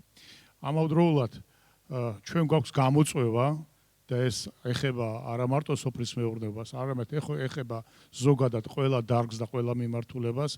ეს არის კვალიფიკაცია, ეს არის ცოდნა, ეს არის წვდომა იმ ტექნოლოგიებზე, იმ უნარებზე, რაც დღევანდელ დღეს საჭირო არის სწორედ ამ მზარდი ეკონომიკური მოთხოვნების დასაკმაყოფილებლად და ჩვენ ვთვლით, რომ ის საუნივერსიტეტო საშუალება, რაც კახეთს გააჩნია, ის პროფესიული სასწავლებლები, რომლებიც კახეთში არის, მათ ჭირდება კიდევ უფრო მეტი დახმარება, მეტი, ასე ვთქვათ, ინვესტიციის ჩადება სწორედ განათლების ამიმართულებაში, რომ ჩვენ მივიღოთ ყველა ამ შესაძლებლობების, რომელიც რეგიონს გააჩნია, უფრო მეტი კვალიფიციური სპეციალისტი. ამავდროულად უნდა ითქვას ისიც, რომ შემოდის კახეთში ახალი ტიპის ბიზნესის კეთების მაგალითების, როდესაც თქვათ არის სურვილი, რომ აშენდეს ახალი ტიპის დასახლებები, რომლებიც გათვლილი იქნება არა მარტო ქართველზე, არამედ უცხოელ ინვესტორზეც და უცხოელ მსურველზეც. ეს ყველაფერი, რა თქმა უნდა, საბოლოო ჯამში დაკავშირებული არის თუ რა ინფრასტრუქტურული შესაძლებლობები ექნება რეგიონს. ინფრასტრუქტურული შესაძლებლობები, როგორც რეგიონალური, ეროვნული მასშტაბის, აგრეთვე რაც ძალიან მნიშვნელოვანი არის თითოეული მუნიციპალიტეტის, იმიტომ რომ დღეს დატვირთვა მუნიციპალიტეტებისა ამ კუთხით არის რამოდენიმეჯერ გაზრდილი და ჩვენ ვხედავთ, რომ დაწყებული გზით, დამთავრებული სკოლით ძალიან აქტიურად არის მუნიციპალიტეტები ჩართული სწორედ ამ ინფრასტრუქტურული პროექტების განხორციელებაში და აქვე ვიტყვი, რომ ერთი გამოწვევა, რომელიც უკვე დღეს კახეთისათვის არის ამბიციური და გადასაჭრელი, ეს არის წყალმომარაგების სისტემების დახვეწა და უზრუნველყოფა ხარისხიანი წყლით ყველა დასახლებისა. მე ამავდროულად მინდა აღვნიშნო, რომ დეცენტრალიზაციის პოლიტიკა, რომელიც არის უმნიშვნელოვანესი მიმართულება ჩვენი მთავრობისა, არის ერთ-ერთი ყველაზე უფრო განსავითარებელი მიმართულება. მე ამასთან დაკავშირებით მინდა, რომ სიტყვა გადავცე საქართველოს მთავრობის ვიცე-პრემიერს, ინფრასტრუქტურისა და რეგიონალური განვითარების მინისტრს, რომელსაც მიყავს ყველა ეს საკითხები ჩვენს რეგიონში და მთელ საქართველოში. გთხოვთ ხალბატონო მაია. დიდი მადლობა, მოგესალმებით. პირველ რიგში მინდა გავყვე ყველა იმ აქცენტს, რომელზეც უკვე ბატონმა პრემიერმა, რა თქმა უნდა, ჩემმა კოლეგებმა ისაუბრეს, ბატონმა ირაკლიმ. და ნამდვილად კახეთს აქვს განსაკუთრებული შესაძლებლობები, რასაც ეხლაც ვისმენთ, სათითაოდ ყველა ცალ-ცალკე ვიცით, მაგრამ ერთად თავმოყრილი, რა თქმა უნდა, ეს არის უნიკალური რეგიონი, უნიკალური შესაძლებლობები და რა თქმა უნდა, ამ შესაძლებლობებს სჭირდება ინფრასტრუქტურული უზრუნველყოფა, იმისთვის, რომ ყველა ეს პროექტი, რომელიც ყველა ის გეგმა და ყველა შესაძლებლობა სრულად ავითვისოთ. პირველ რიგში მე აქცენტს გავაკეთებდი საგზაო ინფრასტრუქტურაზე, რადგანაც მოგიხსენებათ, რომ სწრაფი კავშირი რეგიონებს შორის, რეგიონსა და ცენტრს შორის და მთლიანად ჩვენ საქართველოსთან და რა თქმა უნდა, რაც მნიშვნელოვანია უკვე სასოფლო-სამეურნეო პროდუქციის და ზოგადად საწარმო პროდუქციის ექსპორტისთვის და იმპორტისთვის, მნიშვნელოვანია ისიც, რომ ჩვენ გვქონდეს კავშირი ასევე ჩვენ საპორტო სარკინიგზო ინფრასტრუქტურასთან და ასე შემდეგ. ანუ აქედან გამომდინარე, ჩვენ უშუალოდ მოგიხსენებათ, რომ მთლიანად მთელ ქვეყანაში გვაქვს ძალიან ბევრი ინფრასტრუქტურული პროექტები, ჩვენ მხოლოდ წელს დაახლოებით 2 მილიარდი ლარის ინვესტიციას ვდებთ ჩვენი ქვეყნის ინფრასტრუქტურაში, მათ დიდ ნაწილს, მათ შორის საგზაო ინფრასტრუქტურაში, საერთაშორისო მაგისტრალებში და ასეთივე ტემპი, ასეთივე დინამიკა გვაქვს, რა თქმა უნდა, კახეთშიც. მხოლოდ წელს ჩვენ კახეთში მიმდინარეობს ან დაგეგმილია 132 მილიონის საგზაო ინფრასტრუქტურის მოწყობის პროექტები. მე მხოლოდ მაგალითებს, რამდენიმე მაგალითს მოვიყვან. მაგალითად არის თიანეთი-ახმეტის ორი რეგიონის დამაკავშირებელი გზა, რომლის დასრულების შემდეგადაც 110 კილომეტრიანი მონაკვეთის გავლის ნაცვლად ჩვენ შევძლებთ 28 კილომეტრიანი გზით დავაკავშიროთ ეს ორი რეგიონი, რაც ბუნებრივია ნიშნავს იმას, რომ ბევრად უფრო სწრაფად და ხარისხიანად და უსაფრთხოდ შევძლებთ გადაადგილებას. გარდა ამისა, ეს არის გურჯაანი-ბაკურციხის, ანუ გურჯაანის შემოვლითი ახალი გზის გარკვეული 16 კილომეტრიანი მონაკვეთის მშენებლობა, ასევე 2020 წელს ჩვენ ვიწყებთ ბაკურციხე-წნორის მონაკვეთის მშენებლობას და 2019 წელს ასევე დასრულდება თბილისი-ბაკურციხის 4-ზოლიანი მაგისტრალური გზის პროექტირება 85 კილომეტრი, რომლის საორიენტაციო ღირებულება არის 1 მილიარდი ლარი და რაზეც ჩვენ უკვე ინტენსიურ მოლაპარაკებაში ვართ ჩვენი საერთაშორისო საფინანსო ინსტიტუტებთან, ჩვენს საერთაშორისო პარტნიორებთან. გარდა ამისა, ჩვენ უშუალოდ რეგიონში გვაქვს დაახლოებით 117 კილომეტრის სარეაბილიტაციო სამუშაოებზე უკვე გაფორმებული კონტრაქტი, რომელიც დაახლოებით 40 მილიონი ლარის ღირებულების არის და გარდა ამისა, ასევე უკვე მიმდინარეობს უკვე შიდა კახეთის ასევე მუნიციპალური გზების მათ შორის მოვლა პატრონობა, შენახვა, ანუ ხარისხის გაუმჯობესება, რაც რა თქმა უნდა მნიშვნელოვანია იმისთვის, რომ როგორც აგროსამეწარმეო, ასევე ტურისტული ინვესტიცია განვითარდეს და რა თქმა უნდა ჩვენი ტურისტებისთვისაც, თქვენი ინვესტიციებისთვის შესაბამისად უფრო ხელმისაწვდომი გავხადოთ შიდა გადაადგილება. ამ მიმართულებით გამოვყოფდი ასევე შიდა კიდევ უფრო მცირე გზებს, ეს საკითხიც ხშირად ისმევა ინვესტორების მხრიდან, ანუ გარდა მაგისტრალური და უკვე შიდა მუნიციპალური გზებისა, რა თქმა უნდა ძალიან ხშირად არის უშუალოდ ინვესტიციის ადგილთან მისასვლელი გზებიც. ამ მიმართულებითაც, რაც ბატონმა ირაკლიმ აღნიშნა, ჩვენ პრაქტიკულად ყველა სოფელში, კახეთში მიმდინარეობს მათ შორის საგზაო ინფრასტრუქტურის მოწყობის სამუშაოები, ამისთვის უკვე უშუალოდ მუნიციპალიტეტებისთვის ხდება რეგიონებში განსახორციელებელი პროექტის ფონდის გამოყოფა. ამ ფონდიდან ფინანსდება როგორც მცირე საგზაო, ასევე წყალგაყვანილობის სამუშაოები, სხვადასხვა სასოფლო ტიპის ინფრასტრუქტურა და მხოლოდ ამ მიმართულებით მხოლოდ წელს დაახლოებით 60 მილიონ ლარამდე არის გამოყოფილი კახეთისთვის, სადაც ნახევარი არის მიმართული აი ასეთი შიდა საუბნო, სოფლის და პატარა დასახლებების გზებზე, რომელიც ასევე მნიშვნელოვანია იმისთვის, რომ ამ გზათა ქსელმა დაფაროს მთელი კახეთი და მათ შორის იმ შატოებამდე ან სხვადასხვა საწარმოებამდე მისასვლელი გზის უზრუნველყოფა მოხდეს. თუმცა გარდა ამისა, ჩვენ ასევე გვაქვს ძალიან საინტერესო პროექტი მსოფლიო ბანკის მხარდაჭერით, ეს არის კერძო საჯარო პარტნიორობისთვის განსაზღვრული პროექტი, რომელიც არის განკუთვნილი უშუალოდ კონკრეტული ინვესტიციის, კონკრეტულ ინვესტორთან, კონკრეტულ ლოკაციამდე მისასვლელი მცირე გზის, ან წყალგაყვანილობის, ან ელექტროენერგიის მიყვანას. ჩვენ მხოლოდ წელს ვახორციელებთ ერთობლივად 6 პროექტს, თუმცა რა თქმა უნდა ამ პროექტების განხორციელება არის დამოკიდებული უშუალოდ ინვესტორების განაცხადებზე, რომელიც უკვე შესაძლებლობის ფარგლებში ხდება მათი განხილვა. წყალმომარაგება ნამდვილად არის ერთ-ერთი მნიშვნელოვანი საკითხი, რომელიც კახეთისთვის განსაკუთრებით პრობლემური იყო წლების განმავლობაში და ამ მიმართულებითაც ჩვენ მნიშვნელოვნად გვაქვს გაზრდილი ინვესტიციები. 2019-20 წლებში ჩვენ უკვე ამ ორ გარდამავალ წელს გვაქვს 57 მილიონის პროექტები ამ მიმართულებით დაწყებული. წელს ვიწყებთ უკვე თელავის, უშუალოდ ქალაქ თელავის წყალმომარაგების და საკანალიზაციო სისტემების მოწესრიგებას, ასევე დასრულებულია ლაგოდეხის წყლის ინფრასტრუქტურის სრული რეაბილიტაცია, დაწყებულია ყვარლის წყალმომარაგების წყალარინების სისტემის რეაბილიტაცია მშენებლობა და ასევე წელსვე დასრულდება საგარეჯოში, სიღნაღში, ახმეტაში სრული გამართული ოპერირებისთვის საჭირო დარჩენილი სამუშაოები. ამჟამად ასევე მიმდინარეობს სოფელ მატანში წყალმომარაგების სისტემის რეაბილიტაცია და გარდა ამისა ჩვენ ასევე რა თქმა უნდა გეგმებში გვაქვს ისეთი დასახლებების, დაბების, როგორც არის ველისციხე, როგორც არის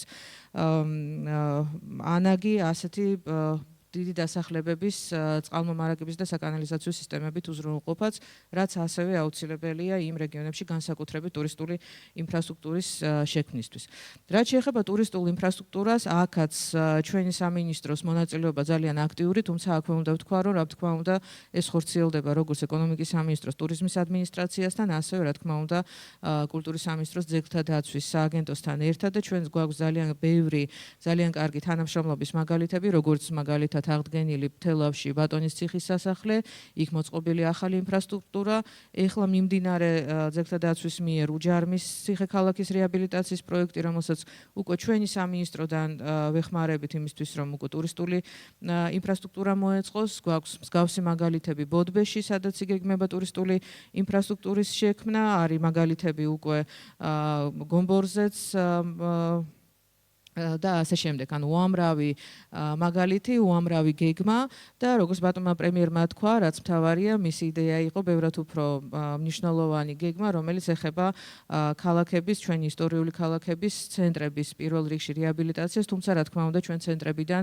ვეცდებით შემდგომში უკვე გაფართოებას. ასეთი პროექტების ფარგლებში ჩვენ უკვე მიმდინარეობს თელავის ცენტრის რეაბილიტაციის პროექტი, გვაქვს ასევე ვახსენე ველის ციხე, ეს არის ერთ-ერთი ძალიან საინტერესო ისტორიული დასახლება, რომელსაც ძალიან დიდი პერსპექტივა აქვს განვითარების და ამ მიმართულებითაც უკვე ვმუშაობთ.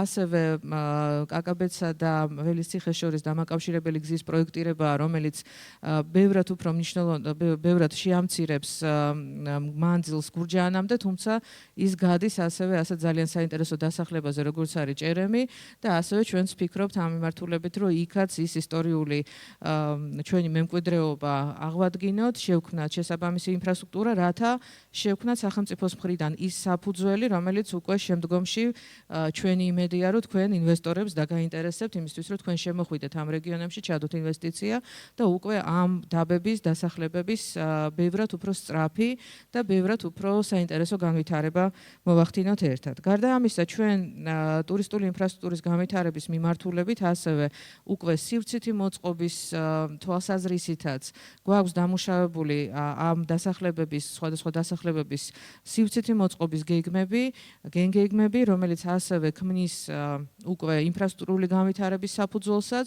ჩვენ ამ გეგმების შემუშავების დროსაც, რა თქმა უნდა, ვიხილავთ ამ დასახლებების სხვადასხვა განვითარების შესაძლებლობებს, ვცდილობთ მოვძებნოთ და აღვადგინოთ ის საინტერესო, როგორც უკვე ვახსენე, მემკვიდრეობის თვალსაზრისით, ტურიზმის თვალსაზრისით, აგროტურიზმის საწარმოო დანიშნულების და ასე შემდეგ ზონები, სადაც რაც უკვე რა თქმა უნდა საფუძვლად უდევს როგორც ჩვენი მხრიდან საჯარო ინფრასტრუქტურის განვითარებას, ასევე იმ საინვესტიციო პორტფელებს, იმ საინვესტიციო შეთავაზებებს, რომელიც უკვე ეკონომიკის ან სოფლის მეურნეობის სამინისტროს მხრიდან იქნება. ასე მაგალითად, ჩვენ გვაქვს უკვე დასრულებული თელავის გეგმაზე მუშაობა, რომელზეც უკვე დაწყებულია საჯარო განხილვები და დამტკიცების პროცედურები, დასრულებულია ახმეტის მუნიციპალიტეტის და თუშეთის 12 სოფლის სივრცითი ტერიტორიული გეგმების დოკუმენტაცია, გვაქვს დამტკიცებული უკვე მთავრობის მიერ იყალთოს ხევის განაშენიანების რეგულირების გეგმა, რომელიც ასევე ძალიან საინტერესოა ახალი სივრცეა, ახალი ინვესტიციებისთვის და ასევე როგორც უკვე ვახსენეთ, ველის ციხის მათ შორის განაშენიანების რეგულირების გეგმა. ასეთი კომპლექსური მიდგომით, ინტეგრირებული მიდგომით ჩვენც ბუნებრივია ჩვენ კოლეგა სამინისტროებთან ერთად, ექსპერტებთან ერთად ვცდილობთ, რომ გამოვიკვლიოთ და უკეთესად დავინახოთ განვითარების პოტენციალი, რა თქმა უნდა, შემდგომში განვახორციელოთ ინვესტიცია შესაბამის ინფრასტრუქტურაში და ბუნებრივია ეს პროექტები, ეს დასახლებები გავაცოცხლოთ და უფრო საინტერესოდ გავხადოთ თქვენი მხრიდან ინვესტიციებისთვის. ამ პროცესში, რა თქმა უნდა, როგორც ბატონმა ირაკლიმ უკვე ბრძანა, ძალიან მნიშვნელოვანია უკვე სახელმწიფოსა და ინვესტორების ურთიერთობა და თუ ეს საკითხები უფრო დარეგულირებულია დღის მდგომარეობით ცენტრალური ხელისუფლების დონეზე, რა თქმა უნდა, ჩვენ ჯერ კიდევ საკმაოდ ბევრი გვაქვს გასაკეთებელი იმისთვის, რომ ეს პროცესები გავაუმჯობესოთ მუნიციპალურ დონეზე. ამ მიმართულებით დეცენტრალიზაციის პროცესი მუნიციპალიტეტებისთვის მეტი კომპეტენციების გადაცემა, მეტი გადაწყვეტილებების უფლებების და სფეროს გაფართოება საშუალებას გვაძლევს შევამოკლოთ ის, თქვათ, ბიუროკრატიული ან პროცედურული ციკლი, რომელიც არის საჭირო ამა თუ იმ ნებართვის მისაღებად ან სამინისტროებთან შესათანხმებლად, რაც მცირე მთავრობის კონცეფციაში და გადაწყვეტილებების დაჩქარების პროცესში ჯდება, რაც ჩვენ ბატონი პრემიერისგან გვაქვს მთელ მთავრობას დავალება. შესაბამისად, აქედან გამომდინარე, ჩვენ ვმუშაობთ როგორც დეცენტრალიზაციის სტრატეგიაზე და კომპეტენციების ზრდაზე რეგიონებში, ამასთან ერთად, რა თქმა უნდა, ადგილობრივი მოხელეების კვალიფიკაციის ამაღლებაზე, რომელიც მათაც დაეხმარებათ, რომ გადაწყვეტილებებიც უფრო სწრაფად და უფრო გაბედულად მიიღონ. თუმცა ამასთან ერთად, რა თქმა უნდა, ჩვენ არ შეიძლება რეგიონებშიც ასევე არ ავყვეთ იმ დიჯიტალიზაციის პროცესს, რომელიც ცენტრალურ ხელისუფლებაშია. შესაბამისად, ჩვენ ასევე სერვისების განვითარებაშიც ჩემ კოლეგა უწყებებთან ერთად აქტიურად ვეხმარებით მუნიციპალიტეტებს და ასეთი მიდგომით ჩვენ დარწმუნებული ვართ, რომ ძალიან მალე ჩვენც ყველანი ერთად ვიგრძნობთ ბევრად ამაღლებულ სტანდარტს. ამდენად მე არ მინდა რომ თქვენი ყურადღება მოვიპყრო დიდი ხნის განმავლობაში. გარწმუნებთ, რომ ძალიან კომპლექსური გეგმები გვაქვს, უშუალოდ კახეთთან მიმართებაში, როგორც ხედავთ, ყველა ეს გეგმა, ყველა უწყების მხრიდან არის ერთმანეთთან გადაბმული, რა თქმა უნდა, განათლების კომპონენტი, რომელსაც ასევე ქონდა საუბარი, მოყვება და მე დარწმუნებული ვარ, რომ დღის განმავლობაში ამაზეც გექნება საუბარი და რა თქმა უნდა, მინდა აღვნიშნო, რომ ჩვენი უცხოელი პარტნიორები, საერთაშორისო ორგანიზაციები ასევე ხედავენ კახეთის განსაკუთრებულ პოტენციალს. აქედან გამომდინარე, ჩვენ გვაქვს ძალიან საინტერესო პროექტი, როგორც აზიის განვითარების ბანკიდან, რომელიც არის მიმართული კახეთის განვითარებაზე და აქ როგორც საჯარო ტრანსპორტის, ასევე საგზაო ინფრასტრუქტურის და მათ შორის ეკონომიკური და ბიზნეს აქტივობების მხარდაჭერ პროგრამებზე და ასევე ევროკავშირიდან, რომელთან ერთად ჩვენ ავარჩიეთ რამდენიმე რეგიონი, საპილოტო რეგიონი, რომელშიც განხორციელდება ყველა ევროკავშირის პროგრამა, ევროკავშირთანაც ერთადაც კახეთი იყო მიჩნეული ერთ-ერთ ასეთ ფოკუს რეგიონად. ამდენად ყურადღება კახეთის მიმართ არის ძალიან აქტიური მთავრობის და საერთაშორისო ორგანიზაციების მხრიდან და ამ ეტაპზე არის საჭირო უკვე რომ ინვესტორების ყურადღებაც ამ რეგიონის მიმართ გააქტიურდეს და დამერწმუნეთ ჩვენი მხრიდანაც ძალიან ბევრი და აქტიური გეგმები გვაქვს. დიდი მადლობა ბატონო ირაკლი. დიდი მადლობა ქალბატონო მაია. მე გაუსმევდი ხას, რომ მართლა ძალიან მნიშვნელოვანია, რომ აზიის განვითარების ბანკი, ევროკავშირი, ცოტა უფრო ადრეულ ეტაპზე მსოფლიო ბანკი აქტიურად იყო ჩართული კახეთის განვითარების პროექტებში და დღეს ჩვენთვის მუნიციპალიტეტები ახლა ჩართული არიან აქტიურად, რომ აზიის განვითარების ბანკთან ერთად მოხდეს კახეთში ისეთი ინფრასტრუქტურული პროექტების განხორციელება, რომელიც მიმართული იქნება სწორედ თითოეული მოსახლის ცხოვრების დონის ამაღლებასთან. ამავდროულად მე არ შემიძლია არ აღვნიშნო ის თანამშრომლობა, რომელიც კერძო ბიზნეს სახელმწიფო შორის და ეკლესია შორის არსებობს. აქ ბრძანდება მეუფე დავითი, რომელიც არის საუკეთესო მაგალითი იმისა, თუ როგორ შეიძლება ჩვენი სულიერი და ისტორიული მემკვიდრეობა სწორედ იყოს 21 საუკუნის მოთხოვნებთან მისადაგებული და ის თავის თავში ატარებდეს იმ ჯაჭვს განუხრელი რწმენისა და განვითარების პოტენციალისა, რომელიც ყოველთვის იყო ჩადებული ჩვენს სულიერებაში და ჩვენს ისტორიულ მეხსიერებაში. და დღეს ჩვენ აქტიურად მუშაობთ ერთად მთელი რიგი იმ პროექტების განხორციელებაში, რომელიც აი ამ ჩვენი ქვეყნის და ჩვენი მხარის განვითარებას, მათ შორის ტურისტული პოტენციალის გაზრდას უწყობს ხელს. რა თქმა უნდა, აქ არიან ადამიანები, რომლებსაც პირველი ნაბიჯები აქვთ გადადგმული ამ მიმართულებით და შემდეგ პანელებზე მათ ექნებათ თავიანთი გამოსვლები და თავიანთი გამოცდილების გაზიარება, მაგრამ სწორედ საინტერესო არის თუ ყველა აი ამ შესაძლებლობებს, რასაც ჩვენ ეკონომიკური განვითარების პოტენციალი გვაძლევს, რამდენად იქნება და რამდენად არის დაცული ეს გარემო, რამდენად არის დაცული თითოეული ინვესტორი, თითოეული ბიზნესმენი და როგორი არის მათი უფლებები და მათი პრობლემები დანახული და გაზიარებული და გადაწყვეტილი საქართველოს მთავრობის მიერ და მე მინდა ამასთან დაკავშირებით სწორედ სიტყვა გადავცე საქართველოს ბიზნეს ომბუდსმენს ბატონ ირაკლის. გთხოვთ ბატონო ირაკლი. მოგესალმებით, დიდი მადლობა ბატონო ირაკლი. მოგესალმებით ბატონო პრემიერ-მინისტრო, საქართველოს მთავრობის წევრებს მივესალმები, დიპლომატიური კორპუსის წარმომადგენლებს და რა თქმა უნდა ბიზნეს სექტორს.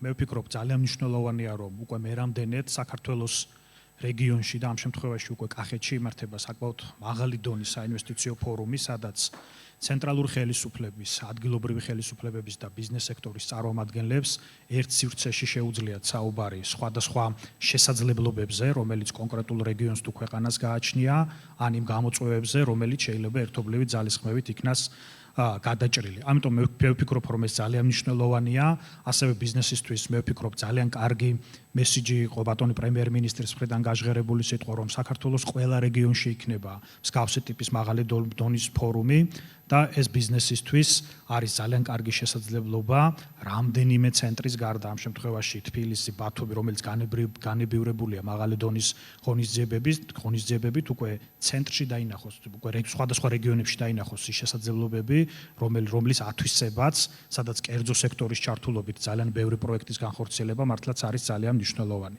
მე მოკლედ გეტყვით იმ საქმიანობის შესახებ, რომელიც ჩვენი ოფისის მუშაობის შედეგებს და გამოწვევებს უკავშირდება, მათ შორის კახეთის რეგიონის ჭრილში. მოგეხსენებათ, საქართველოს ბიზნეს ომბუდსმენის ოფისი მუშაობს პრემიერ-მინისტრის დაქვემდებარებაში და არის სახელმწიფო უწყება, რომელიც აქტიურად ადვოკატირებს და ლობირებს ბიზნესს და ნებისმიერ ინვესტორს სხვადასხვა საკითხების ინიცირებაში თუ პრობლემური საკითხების გადაჭრაში. გასულ წელს ჩვენ გვქონდა დაახლოებით 1000-ზე მეტი შეხვედრა როგორც კონკრეტულ ბიზნეს სექტორთან, ასევე სხვადასხვა ბიზნეს ასოციაციებთან, დაახლოებით 316 საქმე, აქედან 170 დავასრულეთ და დაახლოებით 65%-ში გვქონდა პოზიტიური შედეგი. ეს კიდევ ერთხელ აჩვენებს იმას, რომ ყველა სახელმწიფო უწყება საქართველოში არის აბსოლუტურად გახსნილი და ბიზნესის მხრიდან ინიცირებული ნებისმიერი საკითხი, რომელიც არის არგუმენტირებული, რომელიც არის რაციონალური, ის ექვემდებარება განხილვას და საკითხები ამ ჭრილში ჯერ შემთხვევაში წყდება ძალიან პოზიტიურად. რა თქმა უნდა, ჩვენი ამოცანაა, რომ ნებისმიერ საკითხს უპასუხოთ უფრო მაღალი შედეგიანობით და მე გეტყვით ჩვენი საქმიანობის პირველი კვარტლის შედეგებსაც, სადაც ეს მაჩვენებელი დაახლოებით 80%-მდე გვაქვს გაზრდილი და მე ვფიქრობ, რომ ჩვენი აქტიური ერთობლივი თანამშრომლობით ეს შედეგები იქნება კიდევ უფრო მეტად შთამბეჭდავი. მე არ შემიძლია ასევე და მინდა განსაკუთრებით აღვნიშნო ერთი მნიშვნელოვანი ფუნქციის შესახებ, რომელიც რამდენიმე კვირის წინ იქნა ასევე საქართველოს ბიზნეს ომბუდსმენისთვის მინიჭებული, ეს არის სასამართლოს მეგობრის ფუნქცია ყველა ინსტანციის სასამართლოში. საქართველოს პარლამენტმა მიიღო ეს გადაწყვეტილება და ამისთვის მათ ძალიან დიდი მადლობა. ჩვენ გვექნება საშუალება იმ ბიზნეს დავებში, სადაც კონკრეტული ბიზნესი იცავს და აქვს კონკრეტული საქმე, რომელიმე უწყების წინააღმდეგ, ჩვენ შეგვიძლია ვიყოთ წარმოდგენილი როგორც სასამართლოს მეგობრის ფუნქციით, ჩვენი იურისტით და ამით თვითონ მოსამართლესაც, ბიზნესსაც მივეხმაროთ იმ რწმენაში, რომელიც გულისხმობს ბიზნესისთვის პოზიტიური გადაწყვეტილების მიღება, სადაც რა თქმა უნდა დავინახავთ, რომ ბიზნესის მოთხოვნა არის სამართლიანი და რაციონალური. რაც შეეხება უშუალოდ კახეთის რეგიონს, თუ ჩვენ ჩავხედავთ რეგიონალურ სტრუქტურას, თუ რომელი რეგიონიდან მოგმართავენ ყველაზე ხშირად, კახეთი არის მესამე პოზიციაზე და ეს არის თბილისის და აჭარის რეგიონის შემდეგ დაახლოებით 10%-ია ის მაჩვენებელი, რა განაცხადებით შემოდის ჩვენ ოფისში კახეთის რეგიონიდან, ძირითადად აქ არიან აგროკომპანიები, რომლებიც კახეთის რეგიონში ფუნქციონირებენ და ასევე ტურისტული ინფრასტრუქტურის მშენებლობით დაკავებული კომპანიები. გეტყვით, რომ საკითხების წრე არის საკმაოდ მრავალმხრივი, რომელზეც ჩვენ გვიმუშავია და რომელზეც ასევე ამ კომპანიებთან ერთად ვცდილობთ, რომ ეგ საკითხები მივიყვანოთ შედეგამდე, მათ შორის ეს შეიძლება იყოს დაკავშირებული გარკვეული პროდუქციის, ამ შემთხვევაში გულისხმობ იგივე თუნდაც რძის ინდუსტრიის გათავისუფლებას და დღესგან რაც პრემიერ-მინისტრის ინიციატივა და უკვე შესულია პარლამენტში და განხილვის პროცესში და ამ ნაწილშიც ვართ გარკვეულწილად ჩართულები, იგივე საგადასახადო ადმინისტრირების გაუმჯობესების საკითხები, რომელიც აგროკომპანიების მუშაობის თემას ეხება და ასევე თემები, რომლებიც გულისხმობს ძირითადად ადგილობრივ თემებთან და მოსახლეობასთან უფრო მეტ ჩართულობას, უფრო მეტ ურთიერთობას და მე ვფიქრობ, აქ ადგილობრივი ხელისუფლებების როლი არის განსაკუთრებით მნიშვნელოვანი და თუნდაც ესეთი ტიპის ფორუმებზე კიდევ უფრო მეტი ინფორმირების საშუალებით შესაძლებელია, რომ ადგილობრივ მოსახლეობას დავანახოთ უფრო მეტი სიკეთე იმ პროექტების, რომელიც რეგიონებში ხორციელდება, რომ ყველა ამ ბიზნეს პროექტს, საინვესტიციო პროექტს რეგიონში მოაქვს უფრო მეტი სიმდიდრე, უფრო მეტი შემოსავალი, უფრო მეტი განვითარება, თუ რა თქმა უნდა ეს პროექტები თავსებადობაშია გარემოს დაცვასთან და თავსებადობაშია ყველა იმ გარემო პირობებთან, რომელიც დაცვაც არის ძალიან მნიშვნელოვანი. ასევე მე ვფიქრობ, რომ ათვისების კუთხით ძალიან ბევრი სივრცეა, სადაც ალბათ შესაბამისი ინფრასტრუქტურის არსებობის პირობებში ბიზნესი იქნებოდა უფრო მეტად ჩართული. მე ვფიქრობ, ადგილობრივი თვითმმართველობის ერთეულები, რომლებიც დღეს მნიშვნელოვან პროექტებს ახორციელებენ თუნდაც მოსახლეობისთვის, საგზაო ინფრასტრუქტურისთვის სხვადასხვა მიმართულებით, ალბათ კარგი იქნება თუ უფრო ბიზნესთან უფრო მეტი კომუნიკაციის საფუძველზე ესეთი ტიპის რეგიონების განვითარების კუთხითაც იქნება გარკვეული ნაბიჯები გადადგმული, რადგანაც თვითონ მეტი ბიზნეს აქტივობის შექმნა ნიშნავს უფრო მეტ შემოსავალს ადგილობრივი ხელისუფლებისთვის და ეს კიდევ უფრო მეტ შესაძლებლობას რომ მოსახლეობისთვის უფრო მეტი იქნას გაკეთებული.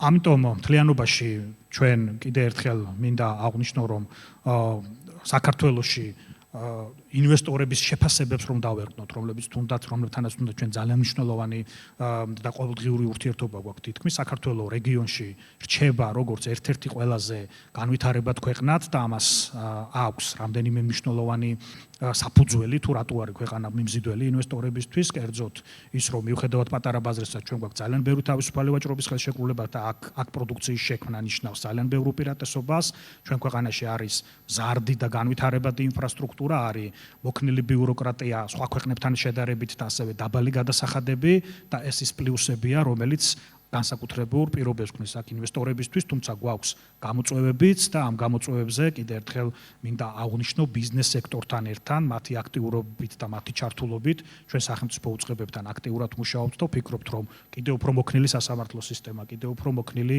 ბიუროკრატია განსაკუთრებით ადგილობრივ დონეზე, კიდევ უფრო მოქნილი რეგულაციები და კიდევ უფრო მოქნილი შესაძლებლობები ძალიან ბევრი მიმართულებით ბიზნესს მისცემს შესაძლებლობას, რომ კიდევ უფრო მეტი ინვესტირებით იყოს განსაკუთრებით რეგიონებში. მე მინდა ბატონ ირაკლის გადაუხადო ძალიან დიდი მადლობა და ვფიქრობ, რომ ეს ფორუმი გახდება პერიოდული და მისცემს ძალიან ბევრ საერთაშორისო ინვესტორს აქ უფრო მეტად დაინახოს ის შესაძლებლობები, რომლებიც ჩვენ გვაქვს და მე ვფიქრობ დღევანდელი ფორუმით ჩვენ პასუხობთ იმ მოთხოვნას, რაც აქვს განსაკუთრებით ქვეყნებს შორის ბიზნეს ასოციაციებს, როდესაც ისინი ძალიან ხშირად სვამენ საკითხს, როდესაც რეგიონში ჭირდებათ უფრო მეტი კომუნიკაცია ადგილობრივ ხელისუფლებებთან, იმისათვის რომ უფრო მეტი პროექტები განავითარონ საკუთარ წევრ კომპანიებთან ერთად. ამიტომ მე ვფიქრობ, რომ საკმაოდ შედეგიანი იქნება დღევანდელი ღონისძიება და ყველას ის რასაც ქვია ეს ნეტვორკინგი დღევანდელი მოგცემს ძალიან მნიშვნელოვან შედეგებს. ძალიან დიდი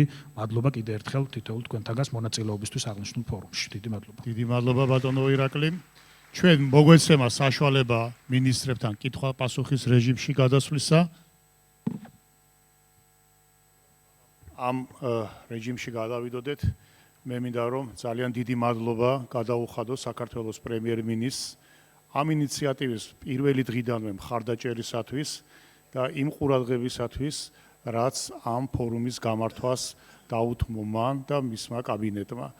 იმიტომ რომ ეს ფორუმი არის საქართველოს ფორუმი, ეს არ არის ვიმეორებ მხოლოდ კახეთის ფორუმი, როგორც თვითონ პრემიერმა აღნიშნა, ეს იქნება ფორუმი საქართველოს ყველა რეგიონებისათვის. საქართველოს პრემიერ-მინისტრი მიემგზავრება გვტოვებს ახლა და მინდა რომ კიდევ ერთხელ მადლობა გადაუხადო მას და უსურვო წარმატებები მას და მის კაბინეტს საქართველოს სასიკეთო შრომაში.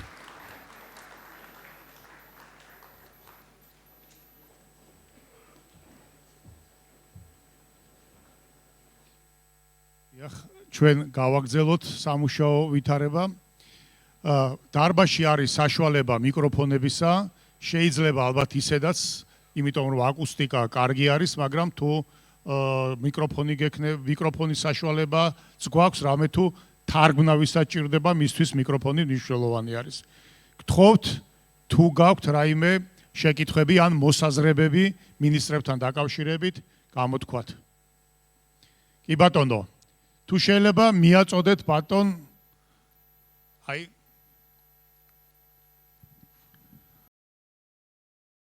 თუ ბატონი გიორგი ვარ მე. გიორგი ხართ, კი ბატონო. ორი ძმანი არიან და მოგესალმებით ყველა, ძალიან დიდი მადლობა დღევანდელი დღისთვის. მე წარმოვადგენ შეპესე ვილა გოდოს, რომელიც სოფელ რუისპირში აშენებს 55 ნომრიან სასტუმროს. წინ მიმდებარე ტერიტორიაზე 3 გექტარი ვაზი გაშენდება და ვაზებში ვენახებში იქნება დაახლოებით 30 პრემიუმ კლასის ვილა. ჩემი კითხვა არის ესეთი რა თქმა უნდა ძალიან ბევრს ფიქრობ და ძალიან ბევრს აკეთებთ კახეთისთვის, ეს ძალიან მნიშვნელოვანი დღეა, მაგრამ ერთი კითხვა მაქვს. ღვინის სამშობლოა და ერთ-ერთი ყველაზე დიდი ბრენდი მე მგონი ჩვენი ქვეყნის ესაა ტურიზმის მიმართულებითაც და ჩვენ გულებშიც რა თქმა უნდა. ღვინის მუზეუმთან დაკავშირებით თუ შეიძლება რა გიფიქრიათ, რა გაგვიკეთებია და ჩემ აზრს აქვე მოგახსენებთ, რომ საფრანგეთში პარიზში არ არის ღვინის მუზეუმი, მოგეხსენებათ ბორდოშია და ჩემი აზრია, რომ აუცილებლად კახეთში უნდა გაკეთდეს. დიდი მადლობა. ძალიან კარგი შეკითხვა იყო.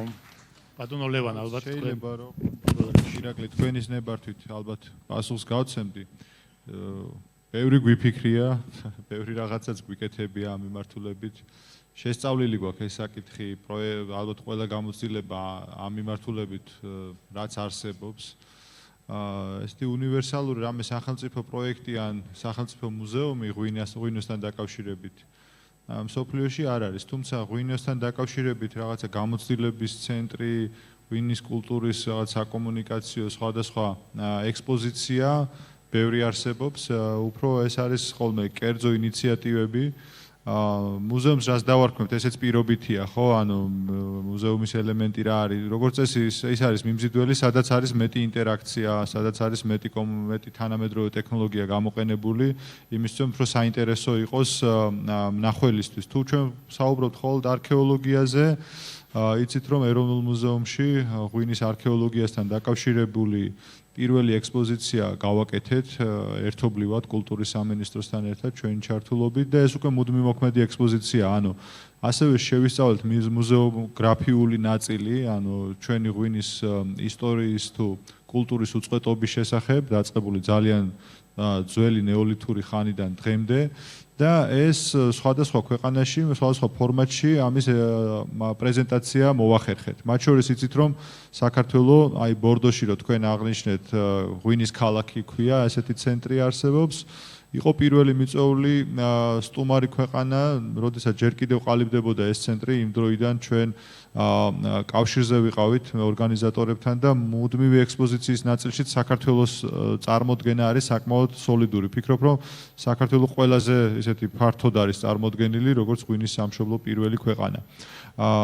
რაც შეეხება უშუალოდ ახლა საქართველოში რა გაკეთდება, ანუ ერთი თქვით, რომ არის ისტორიული არქეოლოგიური ნაწილი, მეორე არის სუფთა თავგადასავლის ნაწილი ღვინოსთან დაკავშირებით, რომელიც უკავშირდება სხვადასხვა ტიპის ურთიერთობას ღვინის კულტურასთან, დაგემოვნებას, არომატებს და ასე შემდეგ გამოცდილებას, ღვინოთმცოდნეობას, რომელიც ასევე ძალიან საინტერესოა, კურსებს, რომელიც შეიძლება ჩატარდეს ასეთ ცენტრში, რომელიც უკავშირდება ღვინის რაღაცა ცოდნას.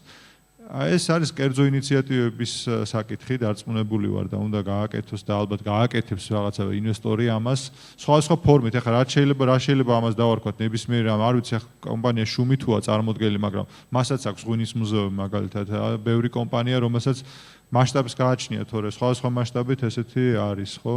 ანუ თუ რაღაცა ეროვნულ ერთიან საყოველთაოს გულისხმობთ, ამაზეც გქონდა მსჯელობა. ფიქრობთ, რომ კერძო ინიციატივა და კერძოსთან ამონაწილეობა მაინც მნიშვნელოვანია, იმიტომ რომ მნიშვნელოვან ფინანსურ ინვესტიციებთან არის დაკავშირებული და სახელმწიფო ყოველ შემთხვევაში იქნება მზად, თუ ასეთი ინიციატივა იქნება კერძო სექტორიდან, რომ ის ცოდნა თუ გამოცდილება, რომელიც წლების განმავლობაში ამ თემის შესწავლასთან დაკავშირებით დაგვიგროვდა, გაგიზიაროთ. და მერწმუნეთ, რომ საკმაოდ დიდი ინფორმაცია აქვს ღვინის ეროვნულ სააგენტოს ამასთან დაკავშირებით, მზად ვართ რომ მოგახმაროთ. ასევე კულტურის სამინისტრო დარწმუნებული ვარ, რომ დიდი ენთუზიაზმით ამ თემაში ჩაერთვება, იმიტომ რომ ეროვნულ მუზეუმსაც ძალიან ბევრი ნამუშევარი აქვს ამ თემატიკასთან დაკავშირებით. ისე რომ ჩვენ გვაქვს ესე იგი მობილური ახლა ექსპოზიცია, რომელიც მოგზაურობს, იცით, იაპონიაში სულ ახლახანს დასრულდა ქართული ღვინის კულტურის პრეზენტაცია, ესეც ფაქტიურად მუზეუმის ძალიან მნიშვნელოვანი ნაწილია. რომელიც ესეთი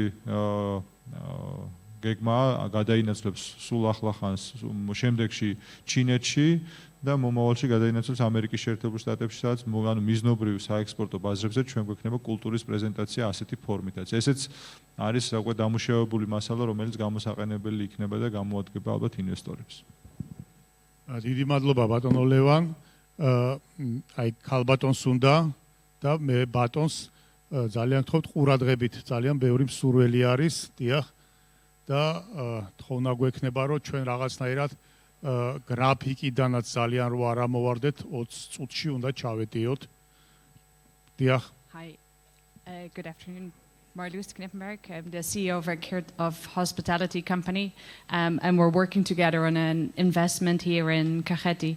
Thank you very much for one, hosting us and having us. And secondly, it's very interesting to hear the amount of focus on Kacheti and all of the developments. I think from our perspective, building a hotel here and being involved in this, what's the timeline on the implementation of the logistics and enhancing all of these future plans? So in our case, for an opening somewhere next year, how will this affect us directly, and what kind of timeline are we looking at?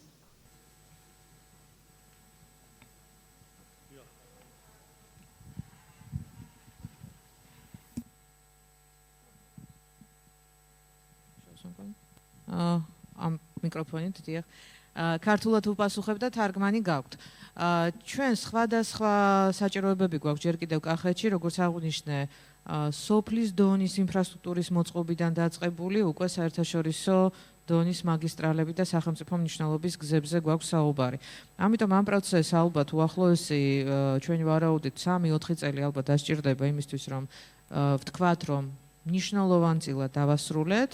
მაგრამ რა თქმა უნდა თქვენ შეგიძლიათ ეს იგრძნოთ უფრო მეტად და მეტად ყოველწლიურად და გააჩნია თქვენი ინტერესის სფერო კონკრეტული მუნიციპალიტეტი თუ არის და კონკრეტული გზა თუ არის, ჩვენ რა თქმა უნდა ადგილობრივ თვითმმართველობასთან, გუბერნიასთან ერთად პირველ რიგში შეგვიძლია კონკრეტული პასუხი გავცეთ იმ კონკრეტულ რეგიონზე, თუმცა როდესაც ჩვენ საუბრობთ თბილისთან დამაკავშირებელ ძირითად მაგისტრალზე, ეს არის დასავარაუდოდ 2023 წელი.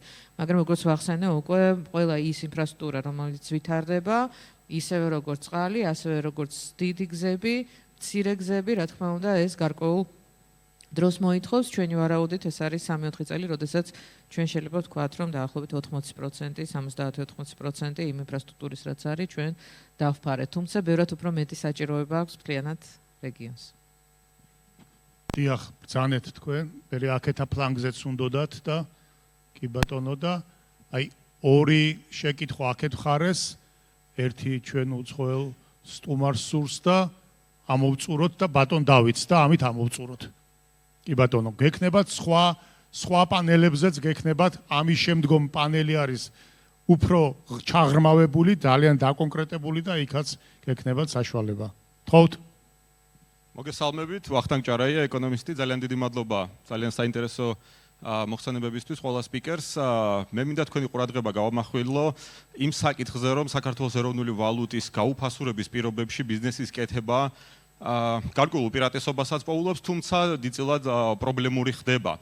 ამასთან ერთად, როგორც პრემიერ-მინისტრმაც აღნიშნა, საქართველოს მთავარი გამოწვევა არის ინკლუზიური ეკონომიკური ზრდა, მასობრივი დასაქმება, რომელიც ზოგადად ცხოვრების დონესაც აამაღლებს ქვეყანაში და აი ისეთი ტიპის საწარმოების გახსნა საქართველოში, რომელიც იქნება იმპორტ ჩამნაცვლებელი და იმპორტ დამოკიდებულ ქვეყანაში, ჩვენ რომ ლარის გაუფასურების პირობებში უარესად არ ვიცხოვროთ, მოსახლეობის ფართო ფენაზე მაქვს საუბარი ამ შემთხვევაში, აი ამ კუთხით რა შეიძლება გავაკეთოთ? ეს მაინტერესებს. აი მაგალითისთვის გეტყვით, რომ ეს სასტუმრო რო აშენდა ძალიან კარგია, თუმცა ამ სასტუმროში ინვენტარი იქნება, საკვები იქნება თუ ყველაფერი იმპორტირებული თუ იქნა, დიდი ეფექტი ამას არ აქვს. ამიტომ იმ იმპორტული პროდუქტების ჩანაცვლებას, რომელიც საქართველოში მასობრივი მოხმარების არის, აი ამ კუთხით რა შეიძლება გავაკეთოთ და აქვე დავძენდირო, დავშვათ საქართველოს რო აქვს არაჩვეულებრივი შესაძლებლობა თავისუფალი ვაჭრობის რეჟიმის ჩინეთსა და ევროკავშირთან ერთდროულად. აი ამ კუთხით რამდენად ვართ აქტიურები, იმიტომ რომ სწორედ ეს არის ერთ-ერთი პლატფორმა, რის შედეგადაც ჩვენ შეგვიძლია ადგილობრივი წარმოება მაქსიმალურად წავახალისოთ საქართველოში. ჩვენ თუ ამას დროზე არ გავაკეთებთ, მაგალითად არის მოლდოვა, რომელსაც უკვე გააჩნია ევროკავშირთან და მალე ექნება ჩინეთთანაც თავისუფალი ვაჭრობის რეჟიმი და შეიძლება მანის ნიშა უფრო უკეთესად აითვისოს ვიდრე ჩვენ და აი ამ კუთხით რა გეგმები გაქვთ და დაგეგმილი. ძალიან დიდი მადლობა. მე გავცემ პასუხს ალბათ ბატონ ვახტანგს ხო? დიდი მადლობა ამ შეკითხვისთვის. მართლა ძალიან აქტუალური თემაა, იმიტომ რომ ჩვენ ყოველთვის უფრო გამოკვეთილი გვაქვს პრიორიტეტი წავახალისოთ ჩვენი ექსპორტი. და ეს მართლა ძალიან მნიშვნელოვანია და გვაქვს აქ ძალიან ხელშესახები შედეგები, იმიტომ რომ ექსპორტი იზრდება და სხვა შორის ლარის სიბყარეც ამაზეა მათ შორის დიდწილად დამოკიდებული, მაგრამ იმპორტის ჩანაცვლება ეს არის უკვე შემდეგი გამოწვევა, რომელსაც ჩვენ უნდა უპასუხოთ. ჩვენ ორი მიმართულებით ვფიქრობთ, მრავალი მიმართულებით, მაგრამ ახლა ამ ფორმატში ორს გამოვკვეთავ. ერთი არის, რომ ისეთივე პრიორიტეტად ვაქციოთ იმპორტის ჩანაცვლება ჩვენი პროგრამების ფარგლებში, როგორც მაგალითად ექსპორტის წახალისების კომპონენტი და ეს პირველ რიგში გამოიკვეთება აწარმოე საქართველოს პროგრამების ფარგლებში. ჩვენ გვაქვს შესაბამისი პროგრამები, რომელიც არის ორიენტირებული ექსპორტის ხელშეწყობაზე და ანალოგიურ ასე ვთქვათ მიდგომას უკვე წელს ვფიქრობთ, რომ გავავრცელოთ იმპორტის ჩანაცვლებაზე და გავაკეთოთ პორტფელის გადახალისება ამ თვალსაზრისით, იგივე ფინანსური ბენეფიტებით და დახმარებით სახელმწიფოს მხრიდან, რომ ისარგებლოს იმპორტის ჩამნაცვლებელმა კომპანიებმა. ეს ერთი მიმართულება და მეორე უფრო გლობალური მიმართულება დონეზე ტარდება, ეს არის ჩვენი ადგილობრივი წარმოების ინტერესების უფრო მეტი დაცვა და ხარში დგომა შიდა ბაზარზე ვაჭრობის სამართლიანი წესების განმტკიცების მიმართულებით. თქვენ ბრძანეთ და ეს სწორია, ჩვენ ვართ გახსნილი ლიბერალური ბაზარი, ჩვენ ვართ სხვადასხვა ასე ვთქვათ მრავალმხრივი და ორმხრივი თავისუფალი ვაჭრობის შეთანხმებების წევრი და მსოფლიო სავაჭრო ორგანიზაციის წევრი რასაკვირველია, ეს გვაკისრებს ჩვენ გარკვეულ ვალდებულებებს, მაგრამ ჩვენ ვამკვიდრებთ ცივილიზებულ გზებს, თუ როგორ შეიძლება ცივილიზებული გზით, აპრობირებული მსოფლიოში გზით დავიცვათ საკუთარი წარმოება უხარისხო იმპორტისგან, უსამართლო დემპინგურ ფასში შემოტანილი ასე ვთქვათ ანალოგიებისგან და ჩვენ ახლა ვართ ზუსტად ჩართული აქტიურ განხილვაში ბიზნესთან ერთად ანტიდემპინგური კანონმდებლობის. რაც არის ერთ-ერთი აპრობირებული გზა, თუ როგორ შეიძლება ქვეყანამ, რომელიც ლიბერალურია ვაჭრობაში და გახსნილია, იმავდროულად ძალიან კაცრად დაიცვას საკუთარი ბიზნესის ინტერესები უსამართლო, უკანონო დემპინგური გამოვლინებების დროს. და რა თქმა უნდა, ხარისხის სტანდარტის დაცვა არა მარტო საკუთარი წარმოების მიმართ, არამედ მთლიანად ბაზარზე. აი, ამითი შემოვიფარგლები ამ ეტაპზე. უფრო მეტი დეტალებით შემდეგ შეიძლება გავაცნოთ კონკრეტულ წარმოებებს, ვინც დაინტერესებული იქნება ამ დახმარებით და მოგვაკითხავს ჩვენ. დიდი მადლობა. აი, მიაწოდეთ თუ შეიძლება აქეთ. დიახ, ერთი აქეთ, მერე თქვენ მოგაწოდით ბატონ დავითს და მერე თქვენს და რო არ დავამთავროთ სახელისუფლებო იმით, თქვენით დავამთავრეთ. თქვენს ხალბატონო მოგეცემათ საშუალება, დიახ. არის ჩართული, დიახ. მოგესალმებით, მადლობა საინტერესო მოხსენებისთვის. ირაკლი შიოლაშვილის სიღნაღი დედოფლის წყაროს მაჟორიტარი დეპუტატი. მე ძირითადად შეკითხვები მექნება ხალბატონ ეკონომიკის მინისტრთან. ჩვენ მე გახლავართ სიღნაღი, როგორც მოგახსენეთ, მე გახლავართ სიღნაღის და დედოფლის წყაროს მაჟორიტარი დეპუტატი, სადაც უმრავლესობა ჩვენი მოსახლეობის ჩართულია ხორბლის წარმოებით და აწარმოებენ ხორბალს. ჩვენ ვიხილეთ ცოტა ხნის წინ თქვენი განცხადება, თქვენ ბრძანდებოდით ყაზახეთში, სადაც ბრძანეთ, რომ მიაღწიეთ შეთანხმებას, რომ ყაზახეთის მთავრობა დაასუბსიდირებს შიდა ტრანსპორტს იმისთვის, რომ საქართველოს შემოვიდეს ყაზახური ხორბალი. წეგან თქვენ ახსენეთ ასევე ანტიდემპინგური და დემპინგური ფასები. მე როგორც სიღნაღის და დედოფლის წყაროს მოსახლეობის ინტერესების გამტარებელი შეკითხვა მაქვს ესეთი, ხომ არ გამოიწვევს საბაზრო ფასზე ნაკლები ფასით შემოსვლას ხორბალს საქართველოში და ხომ არ შეუშლის ეს ადგილობრივ წარმოებას.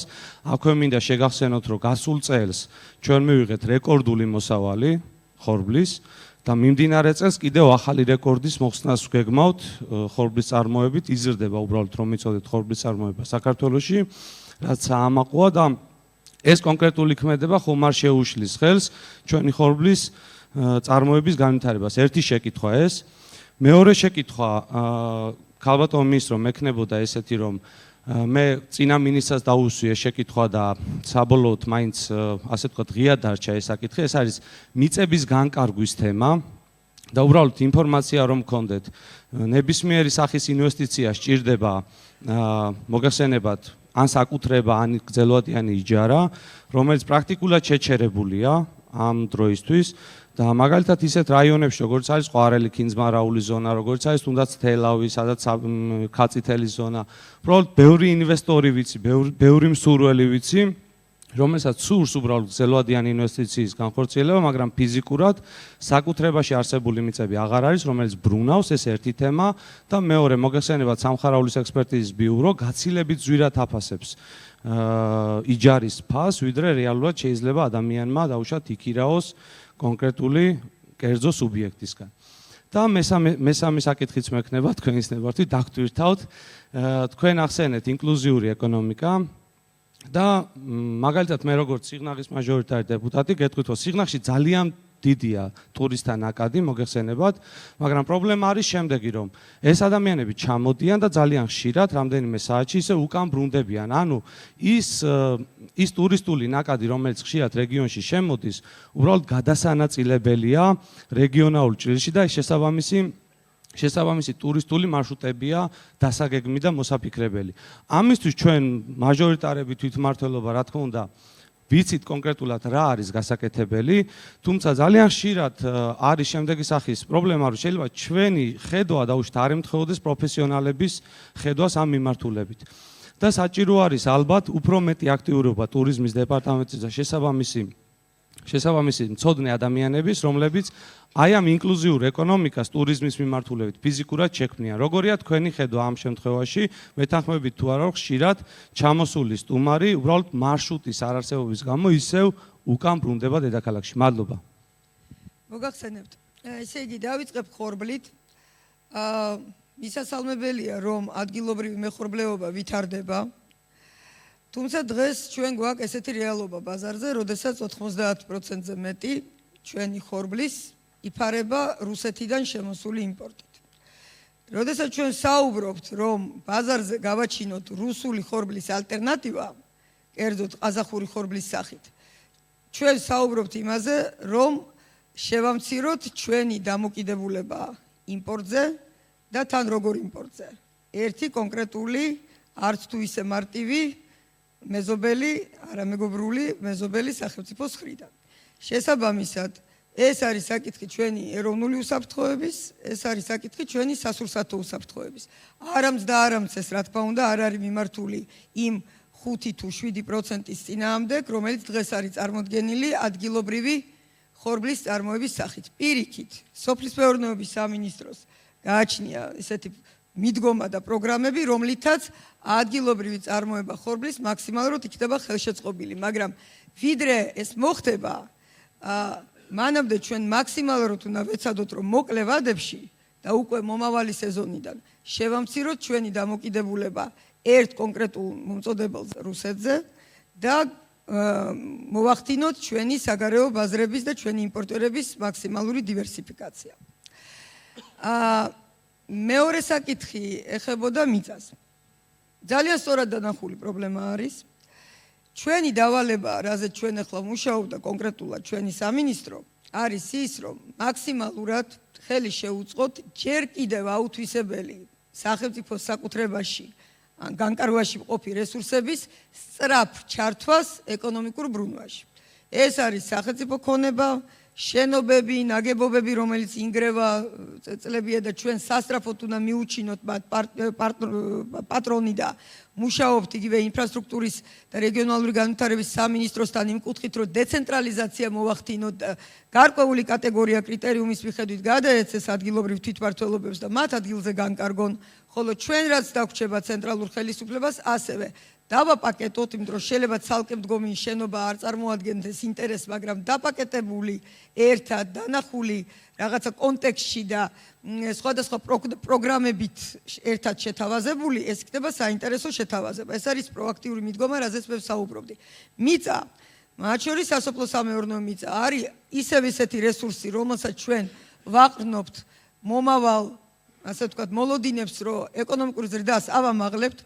გეტყვით, რომ ეხლა ჩვენ ვასრულებთ და ქონების მართვის სააგენტოში ხორციელდება ეს პროგრამა. პირველი 525,000 ჰექტარი სასოფლო-სამეურნეო მიწის რეგისტრაციას, იმიტომ რომ დაურეგისტრირებლობა თქვენ კარგად მოგეხსენებათ და ტექნიკური საკითხები და არა ის, რომ არ არსებობს ამის კეთილინება, ხშირად ობიექტურ მიზეზებს და დაბრკოლებებს ქმნის, მათ შორის თვითონ დაკანონების პროცესი, ადგილობრივ კომისიებში გაჯანჯლებული პროცედურები და ჩვენ ამაზე პრემიერის დავალებით სამუშაო ჯგუფი გვაქვს შექმნილი და მუშაობთ.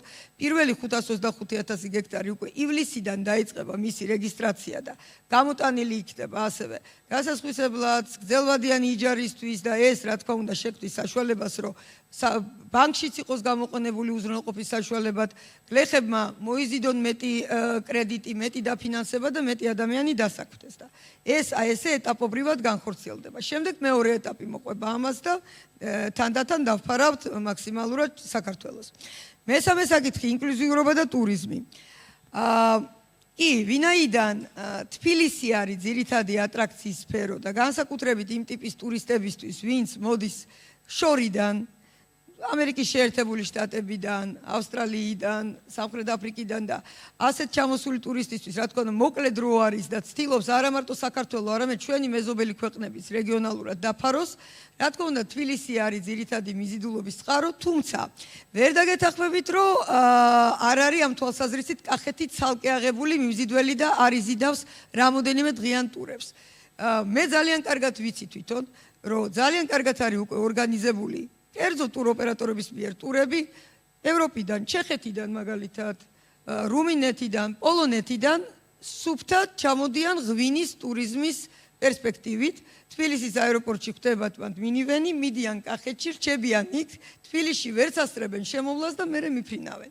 ეს რა თქმა უნდა არის კარგი მისასალმებელი ტენდენცია, მაგრამ როდესაც საუბრობთ, რომ აგროტურიზმს განვავითარებთ, ეს არის სწორედ იმ ტიპის ტურიზმი და იმ ტიპის ტურისტი, რომელიც მასობრივი ტურისტი არ არის, არ ჩამოდის დიდ ქალაქებში გასაჩერებლად, ჩამოდის კონკრეტულად ფერმაში გასაჩერებლად, რომ თვითონ დაინახოს ორგანული პროდუქცია როგორ იქმნება, ამაში მიიღოს მონაწილეობა და მხოლოდ ამისთვის მოდის. აი, როდესაც ვამბობთ, რომ აგროტურიზმს შეუწყობთ ხელს, ეს არის ზუსტად გზა, რომ ჩვენ ეს ტურისტი პირდაპირ დავამისამართოთ კახეთში, რაჭაში, გურიაში და ესეთ რეგიონებში. ამისთვის ჩამოვა ეს ტურისტი და ამისთვის ჩვენ ვამზადებთ შესაბამის საკანონმდებლო ცვლილებებსაც, ინიციატივებსაც და შესაბამის პროგრამასაც. მადლობა შეკითხვისთვის. ძალიან გთხოვთ, ძალიან ბევრი შეკითხვა არის და დროში ვარ ძალიან შეზღუდულები, ქალბატონს და მერე ბატონს. ბატონ დავით, თქვენ ყველაზე ბოლოს თვითონ ხელისუფლება თმენის გამარჯობა, მოგესალმებით. მე წარმოე კადოჯურიშვილი, თიანეთში ვაწარმოებ მართაბებოს დამბალ ხაჭოს და მაქვს ასეთი ორი შეკითხვა ქალბატონ მაიასთან და ბატონ ლევანთან. პირველი მაინტერესებს ძალიან ძის პროდუქტების ექსპორტის შესახებ ევროპის ქვეყნებში, რამდენად დროში რა ახლობით რა პერიოდს მოიცავს, ვიცი რომ ეს პრობლემაა სხვადასხვა მიზეზის გამო და არა მხოლოდ ჩვენს გამო და თუ აგორის ნება მთავრობის მხრიდან კეთილი რომ დავუშვათ იმის გამო მიუხედავად იმისა რომ ჩვენს არ გვაქვს ექსპორტის საშუალება სხვადასხვა საერთაშორისო გამოფენებზე მოხდეს ჩვენი პროდუქტი რომელიც აღიარებულია მისი დამზადების ტექნოლოგია აღიარებულია არამატერიალური კულტურული მემკვიდრეობის ძეგლად როგორც ექსპოზიციაზე მოხდეს რომ გაიცნოს სხვადასხვა ევროპელმა მომხმარებელმა იმიტომ რომ მე ვთვლი რომ და არა მარტო მე ამ პროდუქტს ანალოგი აქვს სხვადასხვა ფრანგული ყველის და შემდეგ მაგრამ ეს არის და კიდევ ბევრი ასეთი პროდუქტია ძის პროდუქტებით რომლებსაც არ აქვს საშუალება გავიდეს თუნდაც მცირე მეწარმეები რომ არიან იმის გამო ვერ იხდიან დიდ გადასახადს რომელიც მიუხედავად თანადაფინანსებისა სხვადასხვა ექსპოზიციაზე მაინც ძნელია იმ სახსრების გაღება ექსპოზიციისთვის წასასვლელად იგივე კორეაში, იგივე ევროპის ქვეყნებში, პარიზში და ასე შემდეგ, იმიტომ რომ ძალიან დიდია თანამონაწილეობის მიუხედავად გადასახადი იქ მოხვედრის პროდუქციის. თან არ არის პერსპექტივაში ექსპორტი. აი ამაზე თუ გაქვთ რაიმე გეგმაში და თუ აპირებთ უფრო მეტად დაიხვეწოს ეს საკითხი და მეორე ქალბატონ მაიას მაინტერესებს უშუალოდ თიანეთი ახმეტის მონაკვეთი რა დროისთვის მოიაზრება რომ დასრულდება ეს პროექტი. დიდი მადლობა. მადლობთ. მე სწრაფად გიპასუხებ, წელს არის დაგეგმილი ამ მონაკვეთის მშენებლობა. წელს გეგმავთ დასრულებას და დანარჩენს ალბათ ბატონი ლევანი უფრო უკეთ გიპასუხებთ. კი ბატონო, ესე იგი პირველ რიგში დამბალხავთ რომ მართლაც უნიკალური პროდუქტია, მას არამატერიალური კულტურული მემკვიდრეობის სტატუსი გააჩნია, ამავე დროს იცით რომ დაცული გეოგრაფიული აღნიშვნის კატეგორიაა, რომელიც გარკვეულ განსაკუთრებულ ღირებულებას აძლევს სასურსათო პროდუქციას. და მიგმულია კონკრეტულ გეოგრაფიასთან და დაცულობის მაღალ ხარისხს და ასევე საიმედოობას განსაზღვრავს მომხმარებლისთვის. უბრალოდ რაც შეეხება და ასევე ახლა რომ ვისაუბროთ უნიკალურობაზე, რაც თქვენ აღნიშნეთ, მართლაც მას ძალიან ცოტა ანალოგი გააჩნია, თუ გააჩნია და ზუსტად კატეგორიას ან ტიპს პროდუქციის ალბათ დიდი პერსპექტივა აქვს, იმიტომ რომ ნაკლებად ცხიმიანია და დიეტური თვალსაზრისით დღეს ესეთი მოდურია ასეთი ტიპის პროდუქციის გამოყენება, ანუ ხაჭოზე ორიენტირება მსოფლიოში უფრო მეტად იზრდება, მაგრამ რაც შეეხება მეორე საკითხს, ანუ ექსპორტის პოტენციალს, თქვენ თვითონ აღნიშნეთ, რომ რეალურად საექსპორტო პროდუქცია არ აქვს და იმ ექსპოზიციებში თუ გამოფენებში მონაწილეობა, როდესაც არ აქვს გასაყიდი პროდუქტი, ამ ეტაპზე ვფიქრობ, რომ არ არის მთავარი ამოცანა, სადაც არის რეალური გაყიდვის არხები, იქ თქვენ მოგეხმაროთ გაყიდვის კუთხით, ეს არის უფრო შიდა ტურიზმი, ნიშური სეგმენტი, შიდა პოპულარიზაცია ჭირდება მათ შორის პროდუქციას, იმიტომ რომ თუ საქართველოში მას ექნება სათანადო ცნობადობა, დარწმუნებული ვარ, რომ ის მოიპოვებს ძალიან დიდ პოპულარობას, ასევე ტურიზმი მზარდი სექტორია და ჩვენ ამაზე ბევრი ვისაუბრეთ. ყველა ტურისტულ ობიექტს ჩავთვალოთ, რომ განსაკუთრებული პროდუქტის შეთავაზება სჭირდება იმისთვის, რომ უფრო მომხიბლელი იყოს, არავინ არ ჩამოდის საქართველოში საერთაშორისო ბრენდების სანახავად, ყველას ადგილობრივი პროდუქტი უნდა და გასტრონომიული ელემენტი აგროტურიზმში თუ ზოგადად ტურიზმში ძალიან დიდი ელემენტის მატარებელია, ძალიან დიდი წილის მატარებელია. შესაბამისად, აი ამ ტურისტულ მარშრუტებში თუ სატურისტულ მიმართულებებში თქვენი პროდუქციის უკეთესად წარმოჩინება არის ძალიან მნიშვნელოვანი. შიდა პოპულარიზაცია მნიშვნელოვანია, იცით ყოველ წელს ყველის ფესტივალს აკეთებს სამინისტრო, წელსაც დაგეგმილია შემოდგომით, ამიტომ მოგიწოდებთ მონაწილეობას. ეს უკვე თავისუფალია, აქ არანაირი ბარიერი და თანხებთან არ არის დაკავშირებული შესაბამისად. თქვენ და ყველა მცირე თუ პატარა მეწარმეს აქვს საშუალება მონაწილეობა მიიღოს და ბოლოს ვიტყვი ევროპასთან დაკავშირებით ეს ცოტა ხანგრძლივი პერსპექტივაა, მიუხედავად იმის, რომ იქ არსებობს გამონაკლისების საშუალება თერმულად დამუშავებულ პროდუქციაზე, რომელიც შეიძლება რაღაც ან დაუშვათ სპეციალურ ტრადიციულ პროდუქტებზე განსაკუთრებულ რეჟიმი მიუყენოთ, მაინც ეს რამდენიმე წლიან პერსპექტივაში სამწუხაროდ დღეს შესაძლებელი არის, მაგრამ არსებობს მთელი რიგი ბაზები, ჯერ ერთი ყველის ნაწილში ჩვენ შიდა მოთხოვნა გვაქვს ბოლომდე დასაკმაყოფილებელი, არის ბევრი სხვა ქვეყანა, სადაც შეიძლება ჩვენი ყველის ექსპორტი.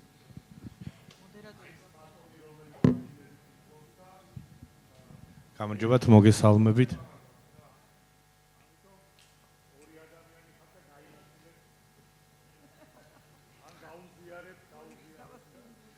მოგესალმებით, პირველ რიგში მინდა მადლობა გადაგიხადოთ დღევანდელი დღის ორგანიზებისთვის, ბატონო ირაკლი. მე მართალი გითხრათ, ჩემთვის მეზე ქალბატონ მაიასთან მქონდა კითხვა, მაგრამ ვინაიდან რადგანაც ბატონი ლევანიც აქ არის, მე მინდა აღვნიშნო, რაც შეეხება სოფლის მეურნეობის დარგში ახალი კულტურების გაჩენას, კერძოდ ფისტას. მინდა გითხრათ, რომ ერთ-ერთი ბაღის მე პატრონე გახლავართ, შაშან დავრგეთ 2500 ძირი, წელს ვრგავთ დაახლოებით 5000 ძირს. და ნამდვილად გითხრათ, რომ ეს ნამდვილად პერსპექტიული კულტურაა, მათ შორის იმ რეგიონში, სადაც ეს შეიძლება მოვიდეს, ეს არის დედოფლის წყაროს რაიონი, ჭაჭუნას აღკვეთილამდე არ მისული, ის ტერიტორია მოცულობით ძალიან დიდი არის და ასე რომ ეს არის პერსპექტიული ბიზნესი აგრონომული კუთხით. რაც შეეხება ქათომაია თქვენთან. მე ეს მეორე საკითხი წარმოვადგენ ჯგუფს, ბიზნეს ჯგუფს, საინვესტიციო ჯგუფს, რომელიც აპირებს საქართველოს დახარჯოს დაახლოებით 200 მილიონ ლარამდე მეტი. დავიწყეთ იქიდან, რომ შევიძინეთ შენობა თბილისში, ეხლა ვაპირებთ და მიმდინარეობს სამუშაოები 150 ნომრიანი 4 ვარსკვლავიანი სასტუმრო. არის მეორე პროექტი, რომელიც დევს თქვენთან გეგმარებითი დავალების მისაღებად, აგერ უკვე 9 წელიწადზე მეტია და ჩემი უმორჩილესი თხოვნა იქნებ ეს როგორმე დავაჩქაროთ. მე ბოლოს შევხვდი ქალბატონ ზიას, გიორგ ბიანს, თქვენს მოადგილეს, ის საქმეს ხურში არის. სავარაუდოდ თქვენს ასევე საქმის ხურში უნდა იყოს და იქნებ როგორმე გადავწყვიტოთ ეს ამბავი უმოკლეს ვადაში. სესიის დასრულების შემდეგ იქნებ უფრო გავარკვიოთ. აუცილებლად და მადლობელი დაგრჩებით. დიდი მადლობა. გარკვეული მიზეზი ალბათ არსებობს და უფრო უნდა გავიაროთ დეტალურად, რომ არ კარგი, დიდი მადლობა. ორასიკაცი რომ არ მოვაცდინოთ. დიდი მადლობა.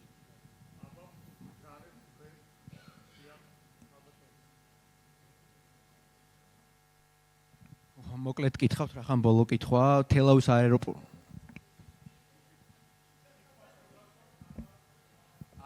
თელავის აეროპორტთან დაკავშირებით თქვენ გეგმების შესახებ იქნებ მოგვახსენოთ ეს იქნება თუ არა საერთაშორისო აეროპორტი და low cost-ერების შემოყვანას თუ ფიქრობთ ეს მაინტერესებს მადლობა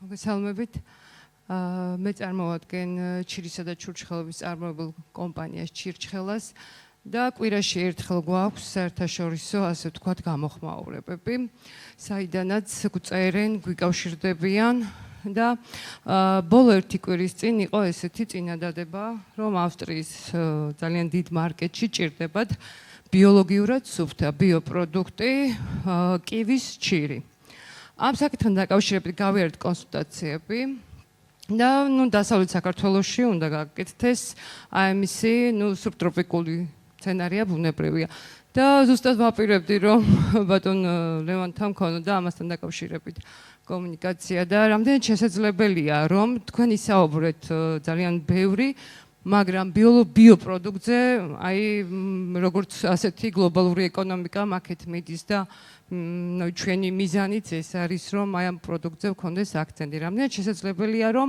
ჩვენ შევძლოთ და საინვესტიციო გარემო შესაბამისად და ინვესტორების დახმარებით მოვაწყოთ ეს მოვაშენოთ ეს კივი და ბიოლოგიურად სუფთა პროდუქტი გავიტანოთ ექსპორტზე კეთილი ძალიან ცოტა დრო მაქვს და ძალიან ისეთი ბევრი სალაპარაკო ამ კითხვაზე ორი კივი ძალიან ისეთი მნიშვნელოვანი საინტერესო პერსპექტიული კულტურაა რომელზეც აქცენტს ვაკეთებ და საქართველოს ექნება კონკურენტული უპირატესობა ამ კუთხით ამის დეტალებს არ შევეხები მეორე ბიოწარმოების კუთხით აქაც დროის სიმცირის გამო არ მომეცა საშუალება რომ აქცენტი გავკეთებინ ამაზე ვაანონსებთ ხშირად რომ სახელმწიფო მზადაა რომ კომპლექსური პროგრამა დაიწყოს ხელშეწყობის რომელიც წარმოების ყველა ელემენტში ინტერვენციას გულისხმობს სახელმწიფოს მხრიდან თანადაფინანსების კუთხით ეს პროექტი გამზადებულია და ეხლა მთავრობაზეა გაგზავნილი შესაბამისად ჩვენ გვინდა მხარდაჭერა სხვადასხვა უწყებიდან სამინისტროებიდან ვფიქრობ რომ ძალიან მოკლე ხანში მთავრობა ამ პროექტს დაამტკიცებს და დავიწყებთ რამდენიმე წლიან პროექტს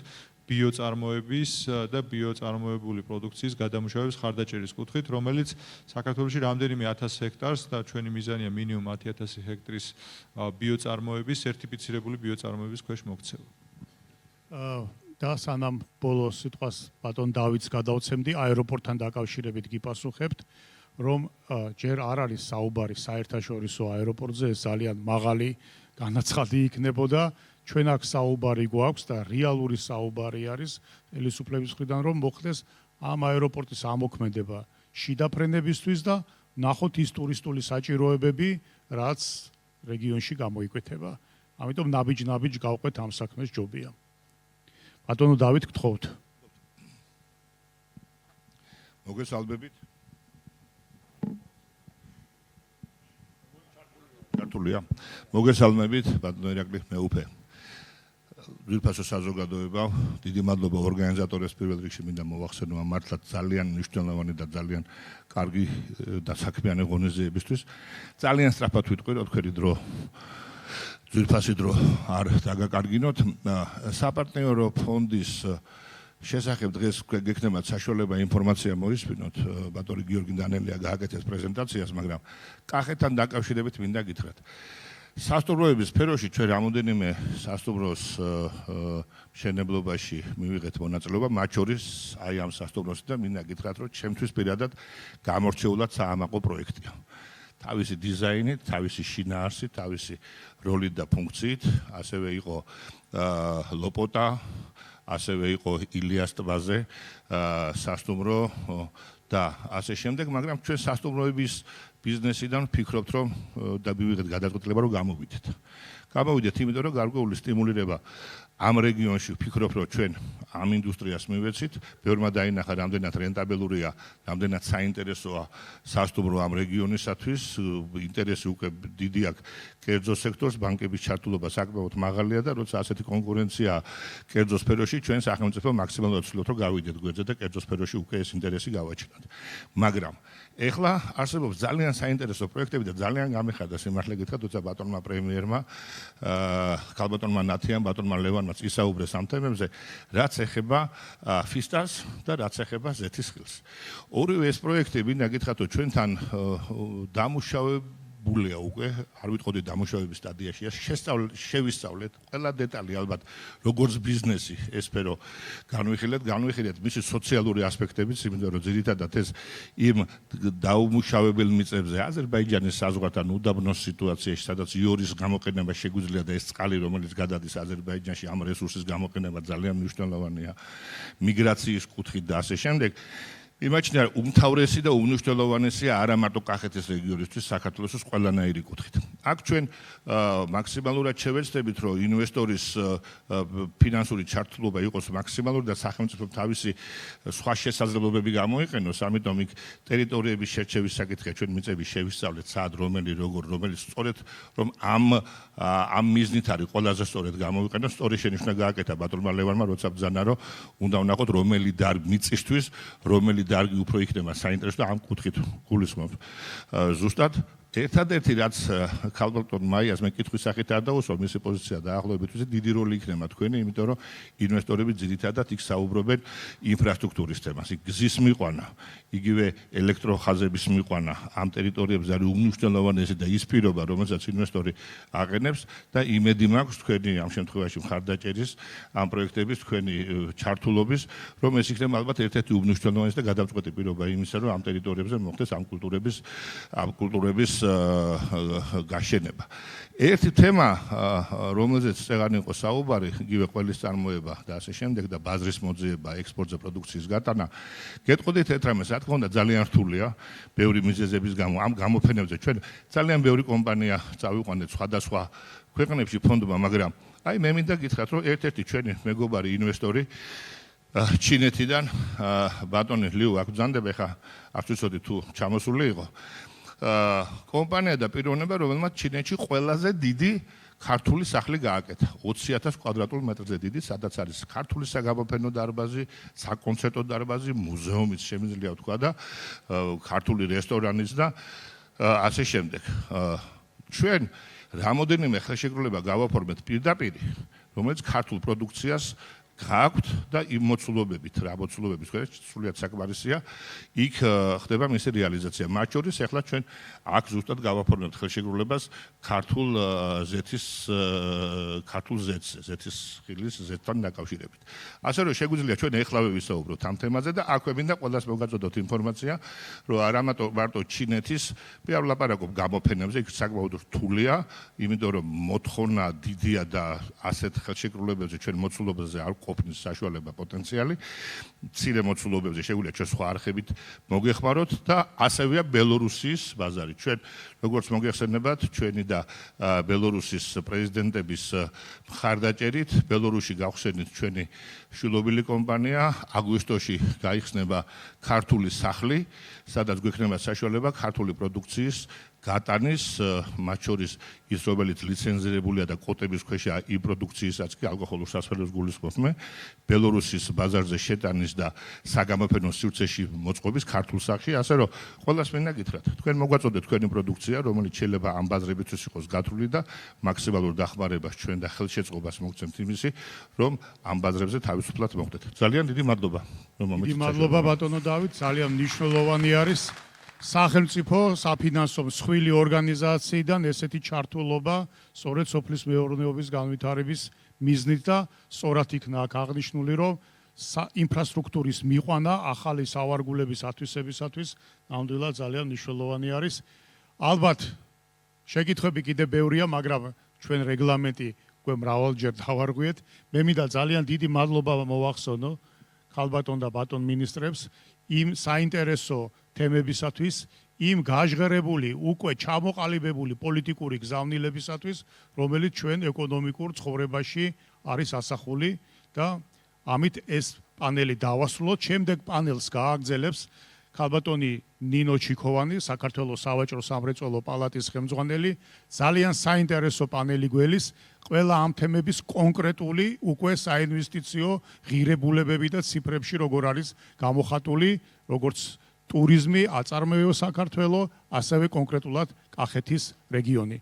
დიდი მადლობა და ვთხოვთ ახალ მონაწილეებს ამობრძანდნენ პანელზე.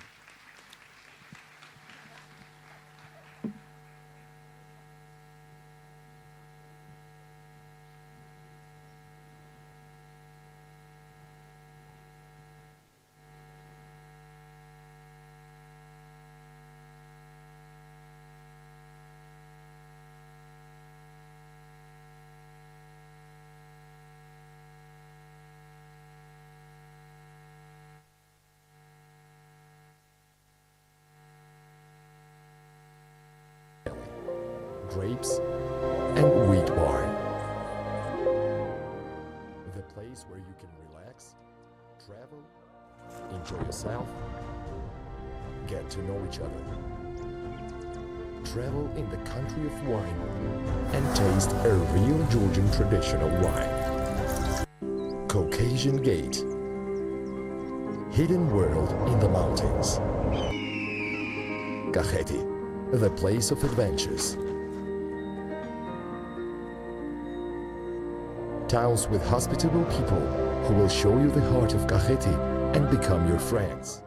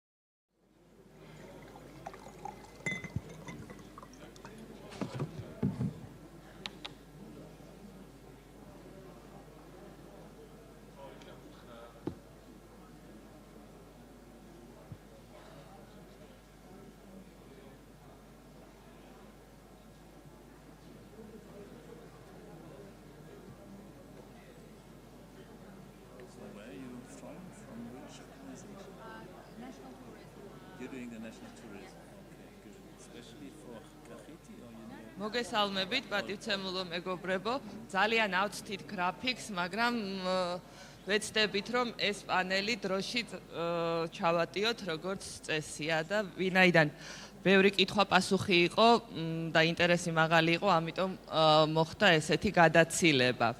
ამ სესიას წავიყვანთ ინგლისურ ენაზე, ვინაიდან ძირითადად პანელი ეხება საინვესტიციო გარემოს, როგორც ქვეყნის, ასევე ამ რეგიონის საინვესტიციო გარემოს, ეხება ტურიზმის სტრატეგიას, ეხება იმ პროექტებს, რომელსაც სახელმწიფო ფონდი, საპარტნიორო ფონდის სახით წარმოადგენს და ასევე იმ განხორციელებულ ინვესტიციას, რომელ დარბაზშიც და რომელ შენობაშიც ჩვენ ვიმყოფებით. ამიტომ ჩვენი უცხოელი სტუმრებისთვის უფრო კარგად რომ იყოს გასაგები ინგლისურად წარიმართება პრეზენტაციები და ჩვენი თანამშრომლები ყურცასმენებს დაგირიგებენ, ვისაც გჭირდებათ თარგმნის უზრუნველყოფა. გადავიდეთ, ხო?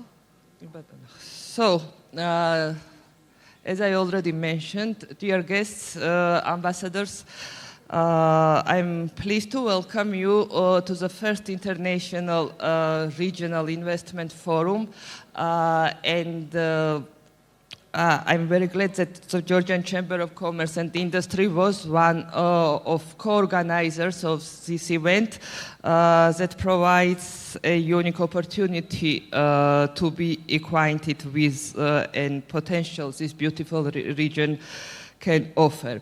Also, I would like to use this opportunity and thank all organizations and the individuals who were involved in organization of this event. Regional development has been always our strategic direction for Chamber of Commerce and Industry, and we are planning to carry out such kind of forums in all regions of Georgia. I hope that today's forum, Kахეთი, shall be a prime example of a success and necessity of such activities. Moreover, we are very glad to observe that following to our invitations, up to 200 regional SME representatives from all over Georgia accept this invitation, and they are participating to today's events, and I would like to greet all SME representatives from our regions. Now I will go to our panel and draw your attention to key elements of this session. We have very interesting first panel with the distinguished panelists who will provide us with interesting presentation. I will present our panelists briefly. After they will make their presentations, and after there is a space for questions and answers. So, Mr. Mikhail Khidureli, Acting Director of Agency Enterprise Georgia, with experience in project management, construction sector, startup development, online business and investment portfolio in Georgia and on international level, puts him in a perfect position to evaluate business and investment environment of the country. Today, he will review existing tools that support investment and facilitation of entrepreneurship in Georgia and general overview of our economy and investment climate. Mrs. Natia Tatishvili, State Representative's Office of Kахეთი region, is another panelist. She actively participated in all stages of today's forum, starting from planning, organization. So during the panel discussion, she will outline the potential of the Kахეთი as a region. Mr. Georgi Danelia is our next panelist. He is an acting deputy executive director at the partnership fund where he has been worked since 2011 year. He has outstanding experience in investment portfolio management. Today he will present us the tools and mechanisms which are proposed by fund in order to support investment projects in Georgia. Ms. Mariam Krivishvili, next panelist, Head of National Tourism Administration. She has an extensive experience also in tourism industry in both public and private sectors. Moreover, Mariam has an academic career as well and shares her knowledge and experience in tourist development as a lecturer in the university. I'm sure her input today will be interesting and valuable for our audience. And finally, our host, Mr. David Borger, member of Silk Road Group. Mr. Borger will provide with notable example of the successful venture in the hospitality sector in Georgia. This very perfect and excellent location. The event takes place, the Radisson Collection Hotel in Andali. So these are our panelists, and I would like to ask first Mikhail Khidureli to make his presentation. Hello everyone, thanks Ms. Nino for the generous introduction. I'm the CEO of the investment agency and also the agency that is responsible for expert promotion and business support in the country. And I would like to thank you all for coming to this beautiful place. And this is a remarkable place, not just in terms of tourism, but in terms of investments as well. We usually make an introduction to the investors saying that it is the right time to invest in Georgia. And it has some couple of reasons why we are saying so. We believe that 10 years ago it was a bit early, and 10 years after it will be a bit late. Because right now the government of Georgia has numerous incentives as a developing country to attract investments. So if you see and compare the other countries who have gone the similar stages of development, as the country develops itself, the country has less and less incentives for the investors. So now it is the right time. We are in the middle of the momentum. The country has a momentum in terms of tourism, and now we have to use this momentum to attract more and more investments. So I will just start by naming and listing some unique selling points about Georgia. We are all aware that we are strategically located at a very strategic place, and our free trade agreements give us opportunity to reach 2.3 billion market, including Hong Kong, Turkey, Ukraine, China, EU, CIS, and EFTA countries.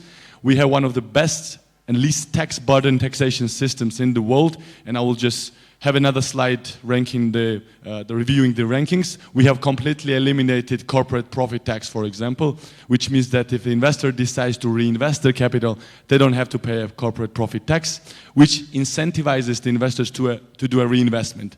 And the figures show itself that we had a 130% reinvestment percentage, which means that these taxation systems works really well in the private sector. We are recognized as one of the easiest places to do business in the world, modern and fast developing infrastructure, and we had a chance to hear for the first Vice Prime Minister about the infrastructural projects that are ongoing and will be finished really soon. We have skilled and competitively priced labor force, and we don't have to underestimate this part, because we know that in Western Europe and also in Eastern Europe, there is a deficit of a workforce in general. So Georgia can provide a skilled and competitively priced labor force, and government has specific programs to co-finance the trainings of an individuals on the request of the investor. And of course, we have a stable and effective, well-developed banking sector. 2 of our major banks are listed on London Stock Exchange. A little bit on our economic growth in 2018. Georgia maintained a 4.7% real GDP growth, and I think it's remarkable considering the very turbulent economic and political situation around the region. In these terms, Georgia still maintained a rapid, stable economic growth, and you can see that between 2013 and 2018, the strongest growth occurred in financial services, hotels and restaurants, and construction. Not to Just believe my words. We have some rankings to back up what I'm saying. We are number 6 in the world in terms of ease of doing business, and this is not just words. You can access a lot of government services, and you can see yourself how swift is the government service, how swiftly are government services provided. In terms of economic freedom, we are number 16th by the Heritage Foundation, 41 in corruption perception index, and 6 among the countries in Eastern Europe. And of course, we are the 6th safest country in the world, which is very important, not just for tourism, but for investment as well. FDI statistics, before I go into details, I have to mention that in the region, Georgia is one of the front runners in terms of FDI attraction by the volume of FDIs. In 2017, we hit the record number of 1.89 billion USD investments, and also in 2018, it's 1.2 billion. There are some reasons why we have an FDI decrease. There was one big infrastructural and investment project, the BP pipeline has completed, and some FDI companies were bought by Georgian local companies. So there is a reason behind it. It doesn't show a dynamic of a decrease in terms of quality or in terms of the quality of the investment climate generally in Georgia. Top FDI sectors: financial sector, transport, communication, energy, manufacturing, construction, and real estate. Azerbaijan remains the largest investor in Georgia, followed by UK, Netherlands, and US. Not to talk into details about the taxation system, I'm only going to mention that recently Georgia has been promoted to number 3 in the world as the least tax burden countries in the world. Only 2 countries have a better taxation system than Georgia. It's Mauritania or Nicaragua. These are the 2 countries in the Oceania.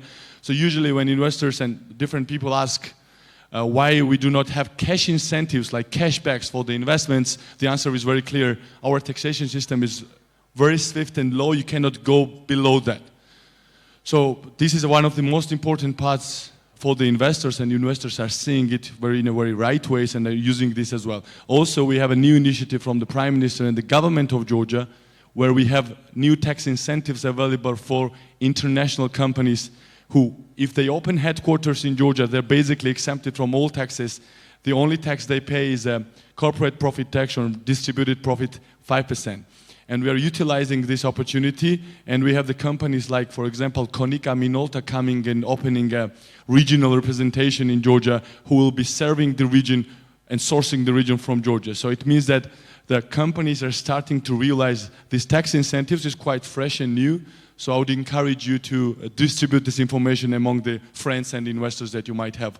And of course, the free trade agreements, you can see this small orange dot part is Georgia, and the area highlighted in blue is the area that has a free trade agreement with Georgia. We have very swift and business-oriented customs policy. We have no quantitative restrictions or tariff barriers. And what is most important for the companies who want to produce in Georgia and export, we have 80% of goods are free from import tax. The sectors that we see that Georgia has the best potential and advantages are the hospitality and real estate, and the place that we are now is a good realization and argument why this sector is evolving in Georgia. Logistics, energy, manufacturing, and quite a fresh direction. It's a business process outsourcing. I will just give you a very short description of each of them, and I will just leave the space for other colleagues because I know that everybody is rushing to have lunch, so I'm not going to take too much of your time. So very quickly, the tourism and real estate, I think it's almost a no-brainer why an investor has to invest in this sector, because we have for 10 consecutive years, we have a rapid growth in international tourism. We have, in 2018, 10% growth, 8.7 million international visitors, and also the tourism revenue increased by 90%. Which means that the growing number of tourists, we need more tourism infrastructure, and especially now the program like Hosting Georgia provided by our agency, which basically enables investors to get the loan from the bank, build a hotel, and we are offering them to subsidize 10% interest rate for 2 years. These are the 2 years where business is more sensitive and vulnerable. This is the right program because it provides an opportunity to increase the room and beds. To talk about Kахeti, you know, there will be a presentation provided by the representatives from Kasheti local government, so I'm not going to dwell much on that. I'm just going to say that there are 40 hotels available in Kasheti, and out of that, 22 hotels are funded by the Enterprise Georgia, Hosting Georgia program, which means that there's a strong encouragement from the government to incentivize international brands. So if investor decides to open an international brand, government is ready to pay up to 300,000 Georgian lari for 2 years for franchise and management fees. And I think it's a great opportunity, which means that basically your hotel is operated by an international brand for free, and the government is ready to pay for that. Manufacturing sector, here as well, the average monthly salary is quite competitive compared to Europe and especially Eastern Europe. We have a very low utility costs, and of course we have 4 free industrial zones where you can benefit from almost no taxes. The only tax you pay is a personal income tax, which is also paid by the employee. So basically it means that you don't have to pay as an employer any kind of tax. And business process outsourcing, and why Georgia has become very active in this direction. The business process outsourcing is something that many companies are doing in the world. There is a shift from Western Europe to Eastern Europe because the language skills that Georgia can provide, especially in German, English, Italian, Russian, and different languages, and the young population that we have gives us a cutting-edge opportunity in this competitive world to be on the map of business process outsourcing, and we have many great examples. Last month we have opened office of the Majorel. It's a company who will employ 300 people in Kutaisi, serving one of the giant German clients and also international clients from the world. Of course, the transport and logistics, and we all know that we are located on One Belt, One Road initiative, which is a historical place that we are part of it. Alternative route through Georgia from China to Europe takes 10 to 15 days, which if you compare to the route that goes around the Indian Ocean is 45 days. So it's cost-effective location, and we are commercializing this opportunity by having a lot of projects like 4 seaports and 1 deep seaport under construction, 3 airports, and a very good infrastructure of Georgian railway and roads. And of course, energy. Her Excellency, the Minister of Economy, have given the very good impression and realization of what we offer in terms of energy. You know that Georgia is among the top countries in terms of hydropower, and it is important to note only 20% out of that is utilized. There's a big room for new hydropower investments. Also, we have a great potential in wind and solar, and you know that Georgia is a quite sunny country, which we can see when we go outside today, and we have, by the way, a great gala dinner. So Georgia is a very solar country, so it's a great opportunity, and the Kasheti is now a front runner of the solar energy investment projects, and the government very soon will offer and introduce these projects to the public. And a little bit about our agency.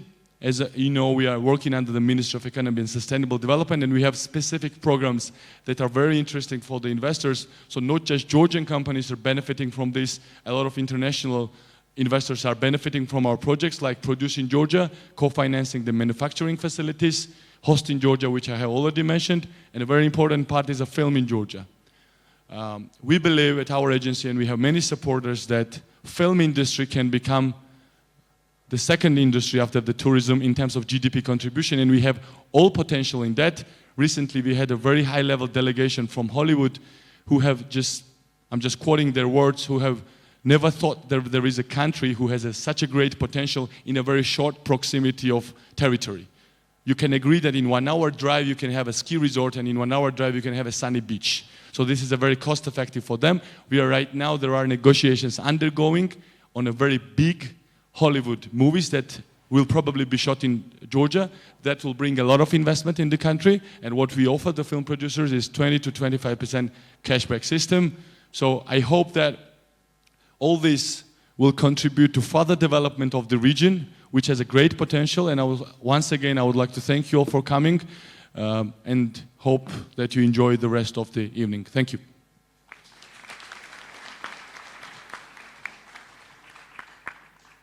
Misha, thank you for comprehensive presentations that covers all directions and aspects of economy and country environment.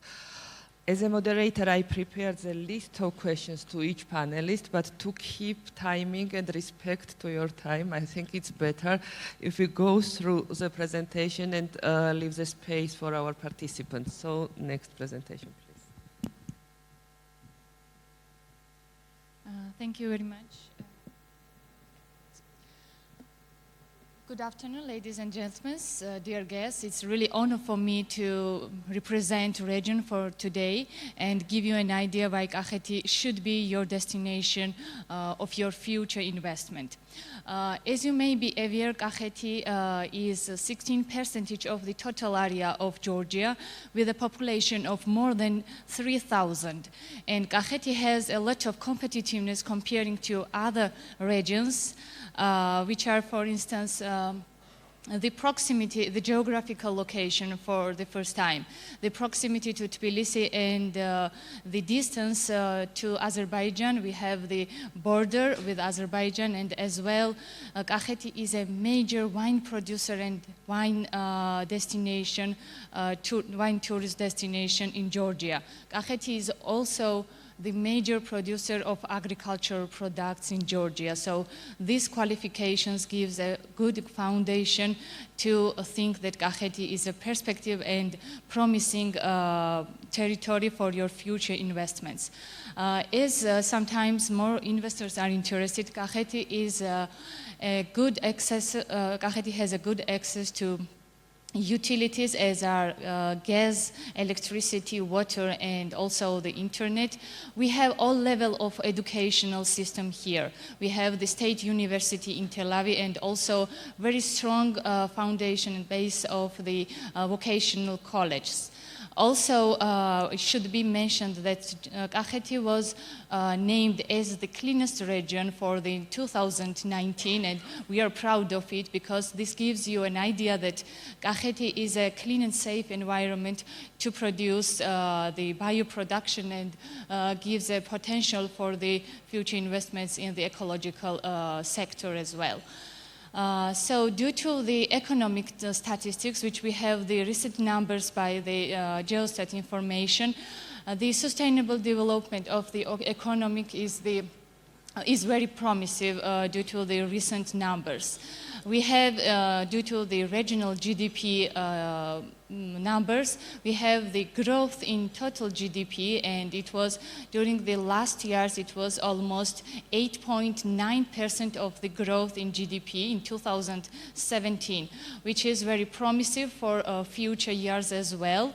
And this growth statistics gives an idea that the dynamic of the growth of the economic activities in the region are very promising.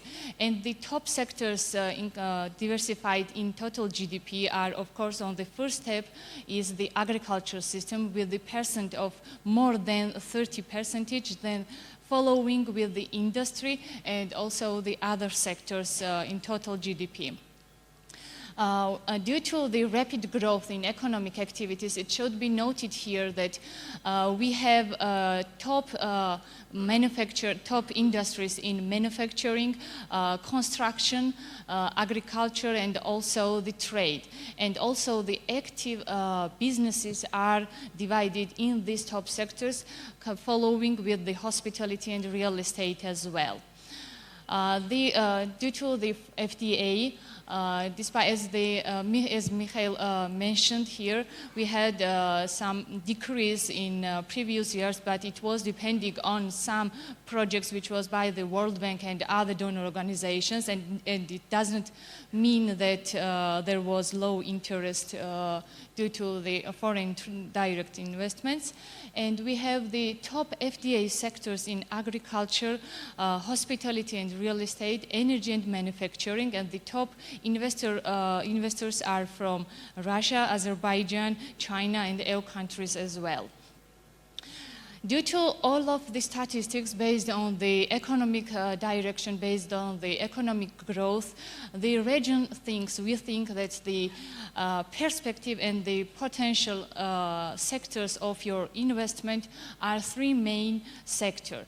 You may be aware that we have two main economic pillars, agriculture and tourism.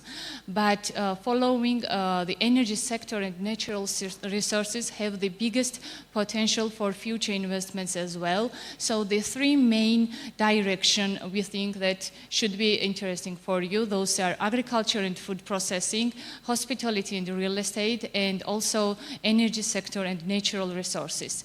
I will try to explain why agriculture is interesting for investments. You may be aware that Kasheti is the major producer of wheat. More than 80% of the total country's production is found here in Kasheti. And also Kasheti is the major producer of melons, watermelons and other fruits. This is the main producer of sheep meat as well, and this is a traditional unique production for Kasheti because the environment gives the possibility to have the production of sheep, and we account more than 50% of total country's production of wheat. Also should be noted here that 40% of the total country's agriculture land is found in Kasheti. So this is a good foundation to think that why investments in agriculture is perspective and has a good potential for future as well. Of course, viticulture and winemaking. We are proud of it, and we say that Kasheti is a major wine producer in Georgia, and we have the ancient and unique wine processing system, which is Kashetian wine processing system in a special quarry vessel. Maybe you are aware of it as well. And we have 8,000 years of tradition of making this unique tradition of wine. We have more than 70% of total production of grapes in Kasheti. And last year, as the Minister of Agriculture mentioned, we had the historical growth in total production of grapes. You will see here that more than 70% of the total production was growth during the past 2 years, and we reached more than 200,000 tons of the grapes production. And also the income gained through the grape production was more than 250 million lari. And also it should be noted here that the most percentage of the total export of the wine and the most percentage of the export is coming from Kasheti. And also should be noted that we have 15 appellations of origin of wine from 19. And this means that we have the special zones with the climate and soil with what is possible to make the special wines in Kasheti. And the investment opportunities in agriculture. What we think that the possible investment sectors are due to all of the previous statistics. Those are wine and spirits, of course, with the unique potential, and also organic production. I should highlight here that the safe and clean environment is a good foundation to make the organic production in Kasheti, and also the food processing, because an increased number of the new plants as almond, nuts, walnuts, and pistachio has a good potential to have the processing utilities and infrastructure in Kasheti. And of course, livestock farming. This is the another sector because the arable lands and also the possibility of huge territories gives a chance to have the livestock farming investments, and aquaculture, because the aquaculture is not so developed for now, and the mountainous clean water and also other resources gives a chance to develop the aquaculture and freshwater fish farming in Kasheti. And of course, the second investment opportunity sector, what we think that is perspective and promising in Kasheti is, of course, hospitality and real estate. You see here the numbers, how the international tourists are growing year by year. And we got 70% growth between 2018 and 2017, which is almost doubled if we compare to 2015. And this number of this rapid number of tourist growth is very promising for tomorrow's investments. And I should note it here that we have also already operational international hotel chains. And here, Tsinadali of Radisson is, of course, the international hotel chain, and of course, Holiday Inn, which will be opened officially in Tel Aviv in a few days. The top reasons of visit are, of course, wine tourism, adventure tourism, religion, and spa and wellness as well, and economic activity. The investment opportunities which we have in hospitality and real estate are as follows. You see that we have the potential to have the investments in medical and wellness tourism. Also very interesting four-season tourism, because Tusheti is a kind of magic of Kахეთი, and Tusheti has a potential to become the four-season resort if we will have the direct infrastructure development due to this region. Also conference towns. This is very interesting because the proximity to Tbilisi and the geographical location gives a chance to develop and make investments in conference halls and become the conference towns in Kахეთი. And also the gambling, because a lot of tourists are coming in Kахეთი, and as it's close to Tbilisi, one of the interesting sector can be gambling investments as well. I should notice here that nature and adventure is a kind of mark for Kахეთი, because more than 37% of protected areas are found in Kахეთი, and we have 2 national parks and more than 16 protected areas, different type of protected areas in the region. We have the rapid increase in the number of hotel beds, and the growth of the tourists really needs more hotel beds in future as well. And the last sector which we think that is interesting and very kind of unused resources which we have for now is the investment in energy system. And the main goal is here to have the solar investments here, because in the southern part of Kахეთი we have more than 250 sunny days per year, which is approximately 6,000 hours per year. So those numbers and those geographical location and the resources gives a chance to have the future very perspective investments in the energy sector and the natural resources as well. So I hope that this presentation and those numbers gave you an idea why Kахეთი should be your destination of the future investments. Thank you very much for coming here, and thank you very much for listening.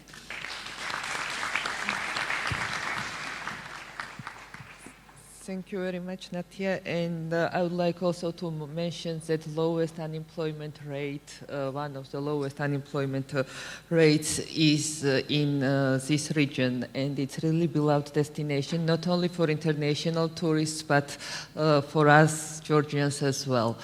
I would like to give the floor to Georgi Danelia for next presentation.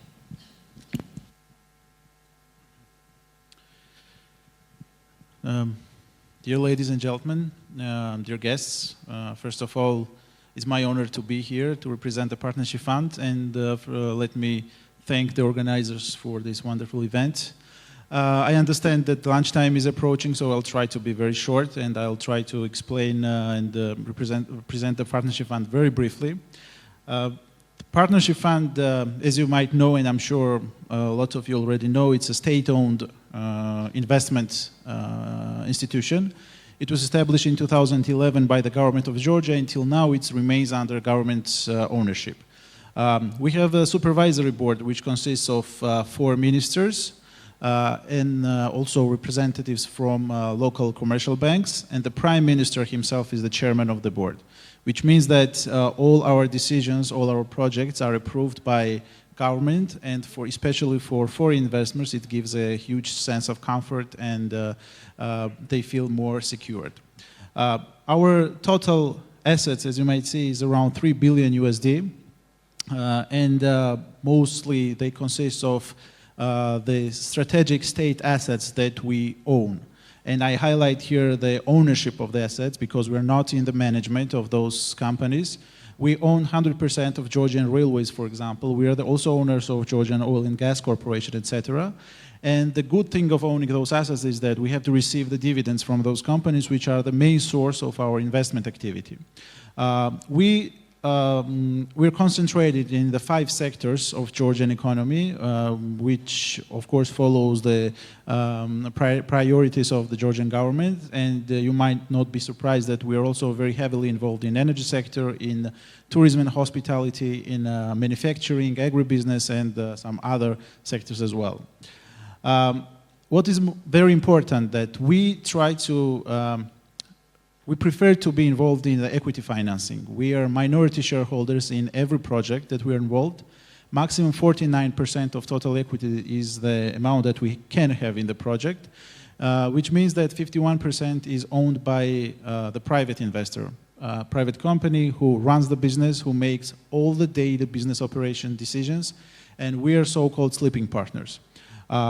We have very clear, predetermined exit strategy, which means that we agree in advance with investor when and for how much they have to buy out our share. So basically, in formal partnership fund, you can have the equity partner who stays in the project for some certain period of time, for 3 or 5 years, and then you can buy their share, buy fund's share with the predetermined conditions. For us, as I mentioned, as we're not involved in daily business operations, for us it's very important to have the very experienced partner or to have the operator who might run the business, who might reduce the operational risks for us. For the partnership fund, the procedure is quite simple and very easy. Whenever we receive some very interesting business idea or project with a feasibility study, a business plan, it's considered to be already application within the fund. We need approximately 2 weeks to give you the conceptual approval of the project, while we are interested or not. And after that starts the detailed evaluation process that might take up to 2 to 3 months, depending on the quality of the project, depending on the documentation that we receive. After that, we have to have the approval from the supervisory board, and then we can start the investments in the project. Our total investment portfolio currently amounts around $2.5 billion, out of which our involvement, funds commitment, is around $330 million. This is quite an important number because we can say that on each dollar of our investment, we can attract approximately $7 to $8 from private sector. Under private sector, of course, I mean the IFIs, I mean the banks, local international banks, and the companies that are operating in Georgia. The biggest sector within the fund, of course, is the energy sector, not because we have a lot of projects there, but the projects itself are quite big. For example, we are involved in Neskra hydropower plant, total investment of which is around more than $1 billion. We have the South Korean company K-Water, which is one of the biggest players on the international market in South Korea in the field. And we believe that in 4 years' time, the hydropower plant will become operational and it will provide resources to our energy sector. For real estate and tourism, as it was mentioned, we were quite heavily involved in the hotels, and I'm very happy that I see a lot of our partners in the hall. In Kахeti also, we have 3 projects already. We were supporting Royal Batoni Hotel, for example. We were also involved in Lopota development project, and also we are the shareholders of this hotel as well. But I will not take David's time because I believe he's going to mention some aspects about this project. The total investment size of our portfolio is around $160 million.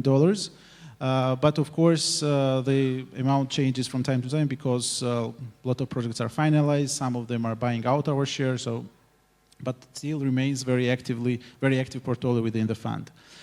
Within tourism, we also have projects where we are approaching investors. We, for example, prepared 2 pre-feasibility studies for Tsaltubo project and Racha development. They are the conceptual development plans Of course, those documents are publicly available. We can provide them to any interested parties.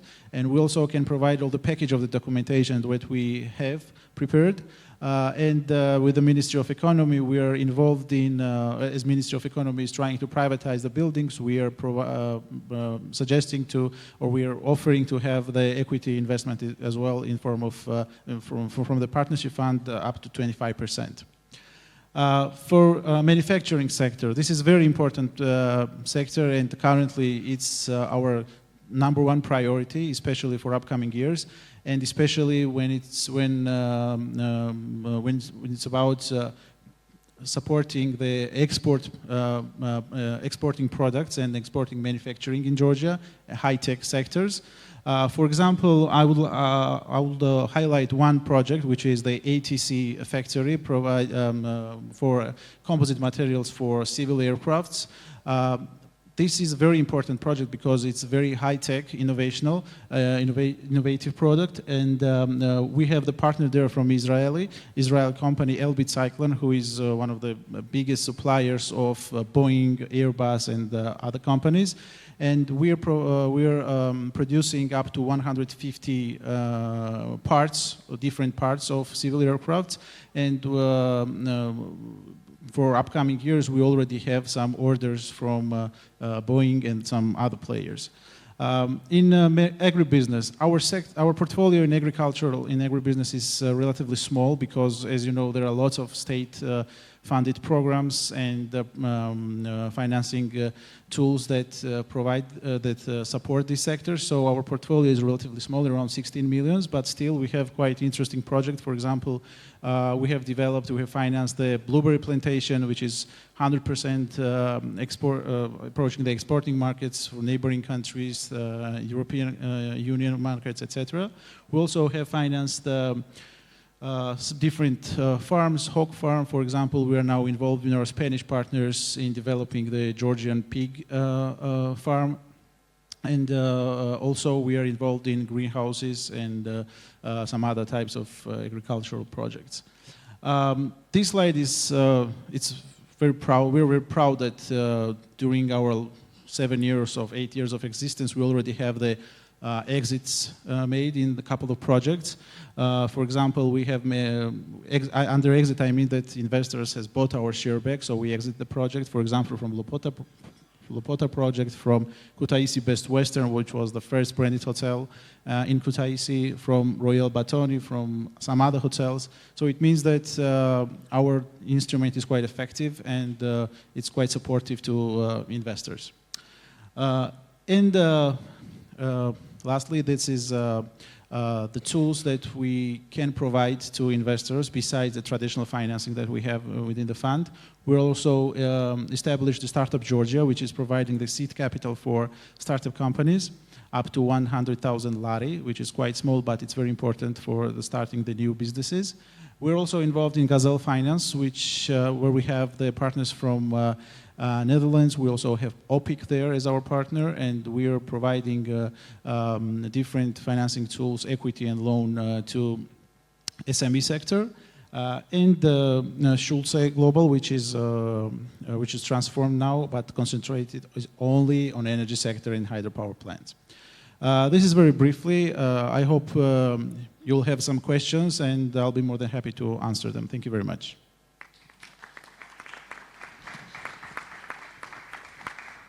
Thank you, Georgi. I also would like to mention that our panelists will stay during whole day, and if you have some individual questions, Georgi and other panelists could answer to your questions. And I would like to pay your attention once more to the state property agencies projects that are they exhibit here, and if you have also some interest, you can approach the state property agencies head. So now tourism, very important sector for this region and for all our country. Thank you, Nino. Ladies and gentlemen, Your Excellencies, Father David, I would like to greet you on behalf of National Tourism Administration. I would first of all want to start with thanks to the organizers, to Enterprise Georgia, the whole team, municipality, the governor who ensured that we are all here today and also helped development of the domestic tourism in Kasheti region by bringing up to 200 people during off-season.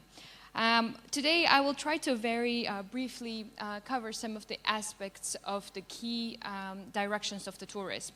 And just because my colleagues within their previous presentations shared some of the key data, I will try to more emphasize on the strategy that the country has for 2025, where the tourism sector should develop. So I will very briefly cover some of the statistical data about 2018 and 2019 for the first quarter. To summarize, 2018 was wrapped up by 3.2 billion USD contribution from the tourism sector in our economy, while the figures for international traveler trips equals to 8.6 million international travelers, which exceeds the previous year's figures by 9.8%. And when it comes to the tourist visits, we had more than 4.7 million international tourists, which is up to 70% growth compared to last year. A very quick overview when it comes to how we are changing our direction in regards to the measurements of our key source markets and what are our key KPIs when it comes to by the end of the year. And definitely, as all the rest of the countries, we will be very actively measuring the expenditures per head. So just to give you a recap about 2018, average expenditure per international traveler trip equaled 1,099 JAL. When it comes to expenditures per tourist, it equaled 1,512 Georgian lari. This, of course, in the end of the day, goes up to the figure, while by 2025 we will show you where we want to end up as a country coming from the tourism perspective. A very quick recap when it comes to top 15 countries by expenditure. And by expenditure, we mean the total contribution from the source market. So on top of the list, because the volumes from the Russian market are extremely high, of course, their contribution to our total tourism economy are extremely high. Then comes Turkey, Armenia, Azerbaijan, Israel, Ukraine, Iran, and Germany. However, most important slide that we would emphasize today, and then the rest of the year and years ahead, lays here. These are the countries spent per head, per tourist, which gives you a very clear understanding which are the regions and which are the regions whose travelers are coming to our country and are investing and are spending the most. On top of the list, you would see actually three criteria: nationality, average trip length, which is night stay, and total expenditure based on 2018 figures. Top of the list, you see Spain with 6.5 average room night stay and total expenditure of more than 3,500 Georgian lari. Second, you would see United Kingdom, United States, Qatar, United Arab Emirates, Italy, Saudi Arabia, and further.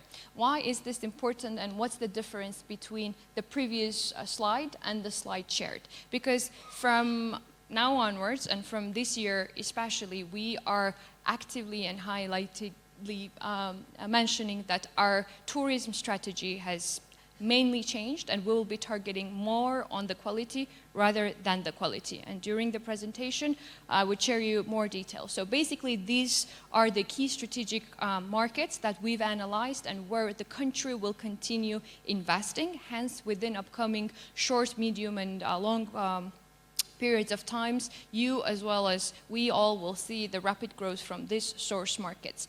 We decided to share some of the key trends when it comes to the tourism sector development, and we are glad to highlight that as we've highlighted European Union countries as on top of our priorities, we see that travelers from these markets are keeping their interests very high towards Georgia. Hence, the European national travelers' trend towards traveling to Georgia has significantly increased within last year, and especially for the first quarter of 2019.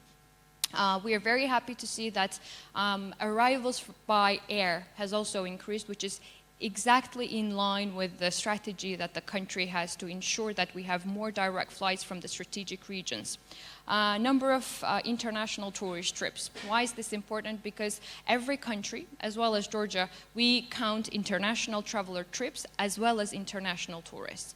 And definitely today is the day to clearly highlight that we will have two main KPIs, which is how many international tourist trips we had and what was the tourism contribution into our country's economy. Very briefly about what we have in 2019 and how the first quarter was summarized. Number of international traveler trips increased by 2.9%, tourist visits increased by 4.8%, and international contribution from the tourism sector to our national economy increased by 8.4%, which in figures equals to more than 66 million USD growth. The key highlight would be what we are extremely proud of is the growth, especially coming from the European Union countries, and you would see that Latvia, Slovakia, Poland, Czech Republic, Lithuania, and Germany are also on top of the list with the growth rates that we've been having within the first quarter of 2019. I'll try to now go into more details, which is extremely important when it comes to how the country will proceed to develop the tourism sector of the country. Our key aim is to ensure that the tourist trips share within our total tourism sector increase day by day, and the same day trippers that we call are being decreased. Just an example, for 2015, as you would see, those tourists that were coming into the Georgian market had up to 57% of the market share from the total figure, while 42% was for those that were coming to our country for the same day trip purpose. Of course, our key aim is to ensure that by 2025, these figures are more balanced and we have more of the share from the tourist perspective rather than the same day visitors. So for 2019, we would say January, April data, you would already see that the tourism share has been increased for 65.3%. And the same day visitors share has decreased down to 34%. Why is this important? Because economically speaking, and speaking in regards to the contribution, of course, the tourist visits have much more impact economically rather than those that would come into the country for a day or use our space for the transit zone. Misha already covered this side of the information, which is the dynamics of the growth when it comes to the accommodation units in our country, so I would not spend more time on that. So I will now move to more comprehensive information. As I've already mentioned in the beginning of my presentation, is that the country has decided to shift its long-run tourism strategy into a particular direction. And the new vision would be quality over quantity. That's why we would want to very clearly highlight that, again, in the end of the day, how we're going to measure our KPIs. This is the contribution from tourism sector and how much money did the country get from this sector, and what's the volume of the tourists that came into our country. I mean, reaching to the point for a country to say that, yes, we want to be a destination which says quality over quality, but we do face the challenges that are currently in our country. Hence, we clearly put it on the stage, and we're mentioning it out loud that this is something that we all together will be working for. One of the key priorities would be to ensure that destination and those resorts that are currently seasonal shift to be all-year destination. High quality customer service, and as much of you know, in 2019, Georgia National Tourism Administration, obviously supervised by Ministry of Economy, we've started massive training sessions throughout the country. And we're speaking about retraining on free of charge basis up to 3,000 people throughout the country. And these trainings are mainly, and of course, purely within the tourism sector. So what we've done, it was purely PPP model, and we've engaged private as well as government sector, and we had huge brainstorming, which were the areas where we had demand and supply was in shortage, or which were the directions where we needed to ensure that the quality service was more refined. So that's how we've came up with up to more than 20 topics, and we've ensured that these topics are traveling throughout the country. And again, I would emphasize that it will be conducted, as we speak, it is conducted in all parts of the countries, and we would highlight some of the regions such as Kахeti, where we have multiple cities where the trainings are going on. We ensured that we would have given opportunity to anyone who wants to have whatsoever understanding about the tourism or obtain new profession within our tourism. So not only we have included those who are currently employed in the sector, but also to those that are as of now not employed in our sector and are willing to be recruited. Of course, one of the key points that we've been all discussing during the day is the diversification of the market.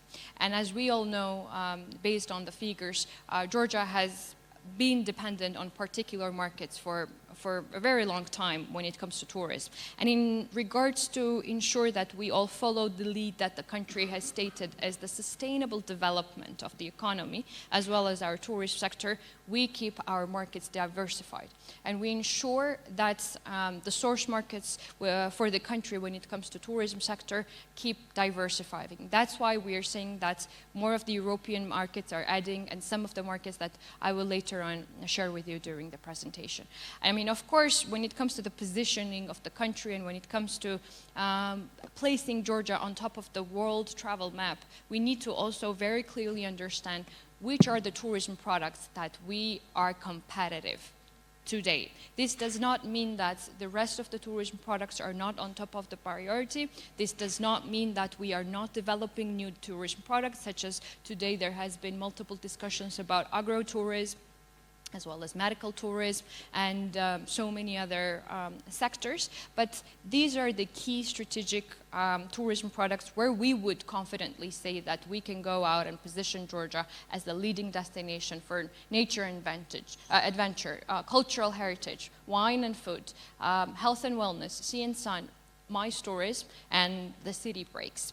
Who are our strategic target tourists and where are they coming from? We've tried to segment it into multiple directions. Those that are, we call them existing source markets, are basically those that are our neighboring countries. And while we mentioned that the country wants to diversify, that's why we go into the next direction, which means that what are our new strategic markets? And of course, these are the European Union countries. And we're very proud to say that basically even on the monthly and the quarterly basis, with the collaboration and huge support of Ministry of Economy, we see that more and more airlines are coming to our country, launching direct flights from our strategic countries, which ensure that growth rates from these strategic countries are rapidly growing. The Middle Eastern markets are, of course, on top of the list. And when it comes to slightly on middle and long-term perspective, of course, country wants to grab some of the decent market share when it comes to United States, Japan, and China.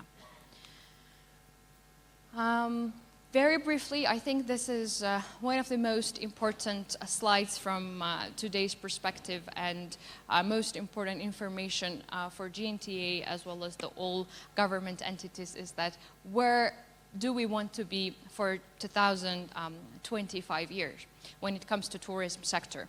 And most importantly, I think we need to start with multiple criteria. Number one would be international tourist receipts. So for 2025, our target is to obtain 6.6 billion USD purely from tourism sector. How do we reach it? I mean, it's a big challenge, and of course, we're speaking about doubling the figures that we have in 2018. And we would reach it with some of the complex directions that all of us will ensure. One of them is that we would have to increase the average length of stay. Just to give you an example, for 2018, average duration of the stay was 4.2. In 2015, it was 3.4. So by 2025, we need to ensure that we reach 5 nights. That's also not enough, and that's why we need to ensure that we increase average spending. And average spending for 2025 should equal to $600. While also, to give you an example, in 2018 we had 371 average spend per head per tourist.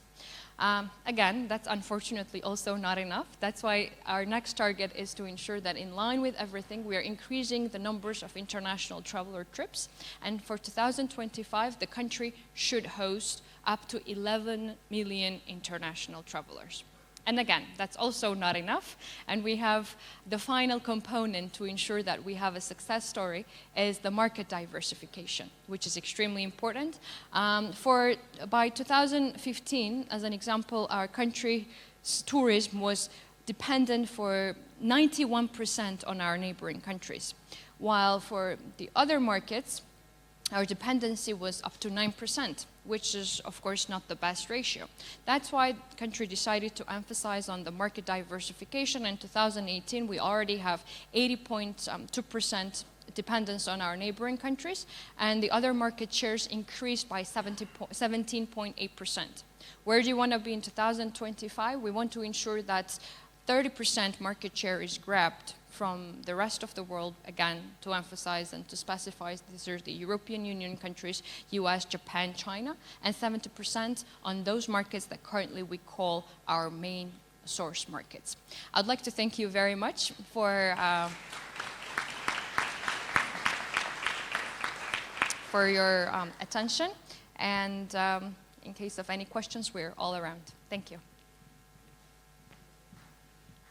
Thanks a lot. The number in tourist sector is really significant, and the share of this region also very impressive. I'm pleased to invite you because it's very pleasant to invite successful investors to tell about their success story. So, please. Yeah, thank you very much for organizing this, and excellencies, ladies and gentlemen, welcome to Sinandali. I was here first time 1991 with a group of students.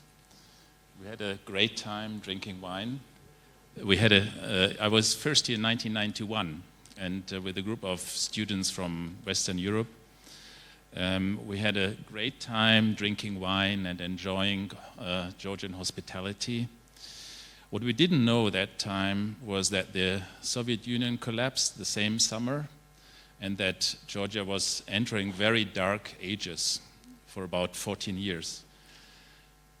This is 28 years ago, and I'm very happy that the last 14 years I was part of the success story of Georgia. It's a great privilege, and I thank all my business partners for making me part of that. So we're here in Sinandali, and let me share some of the experience we had in this project. This is an iconic view. This is from the roof of the hotel, and you see the historical park and the Caucasus Mountains in the back.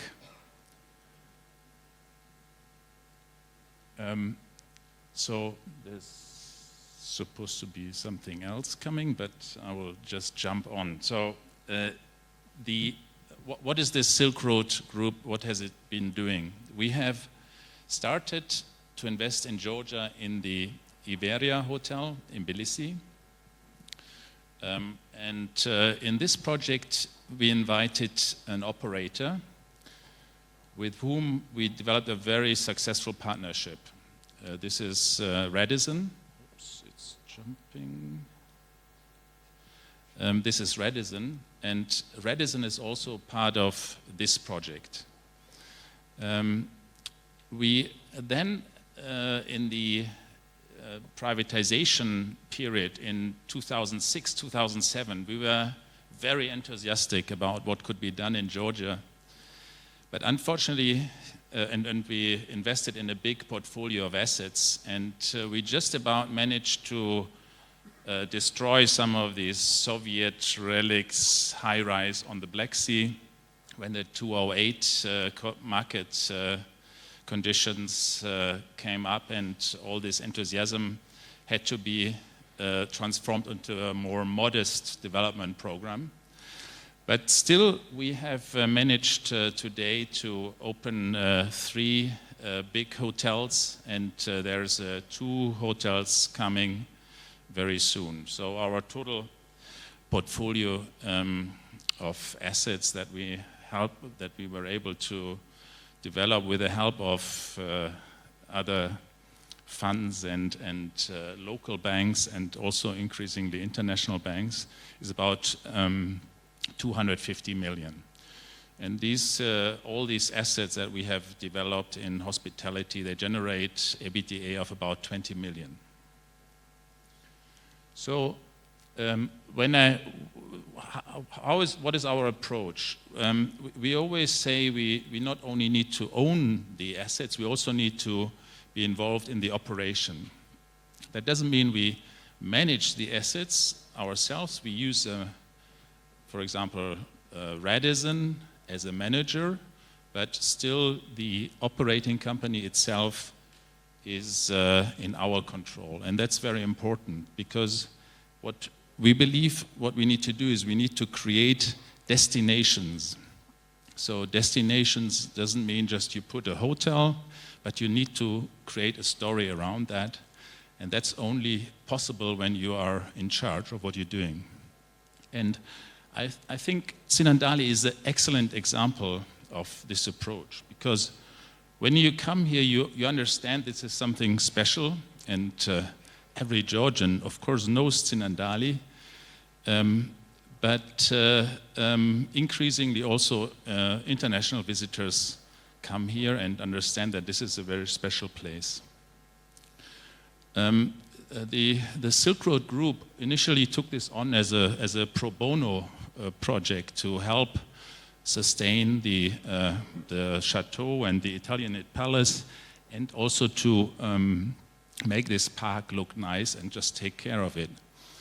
And this then developed into an idea to do something more on this part adjacent to the historical park. So over time, we are very confident to develop Sinandali again into something that is a special place for Georgia more broadly. And this is the timeline. And you see it took a long time from 2006 to get to the situation where we are today. So we started with the renovation of this chateau, and we also were operating this guest house. And then over time, we started developing this new property. Initially, we had some start, and then we had to stop again because of funding issues. And then we had Partnership Fund join us, and that really made the project work. And so now the next stage will be the Sinandali Festival, which will be an annual event going forward. So the idea of this resort is to make a modern spa resort and link it to this old factory. And you see it in all the design details that we try to bring modern functionality, also with some aesthetical requirement together with these historical pieces, and to retain as much of this historical flair as possible. So the facilities that we have, we can cater for thousands of people, and obviously not all of them can stay now. I think in the future we need to build more rooms, but for now we have 140 rooms, and that is something we will now very successfully operate, I believe. In terms of investment, the total project was about $36 million. It sounds a lot, but if you look at it as a per room price, it's $250,000, which is about a good benchmark for a 5-star project. In particular, if you consider the kind of facilities that we have here, which you don't find in many other similar projects. And as I said, we have 3 layers of financing. One is the equity that came from our side. Then was P fund, which I call mezzanine financing. It's legally it is equity, but they have a put option, so they can exit. And then we have TBC as a long-term senior debt provider. We will, in the next phase is that we will add a couple of sports facilities, and here also the operating company or management company, Radisson, will assist us.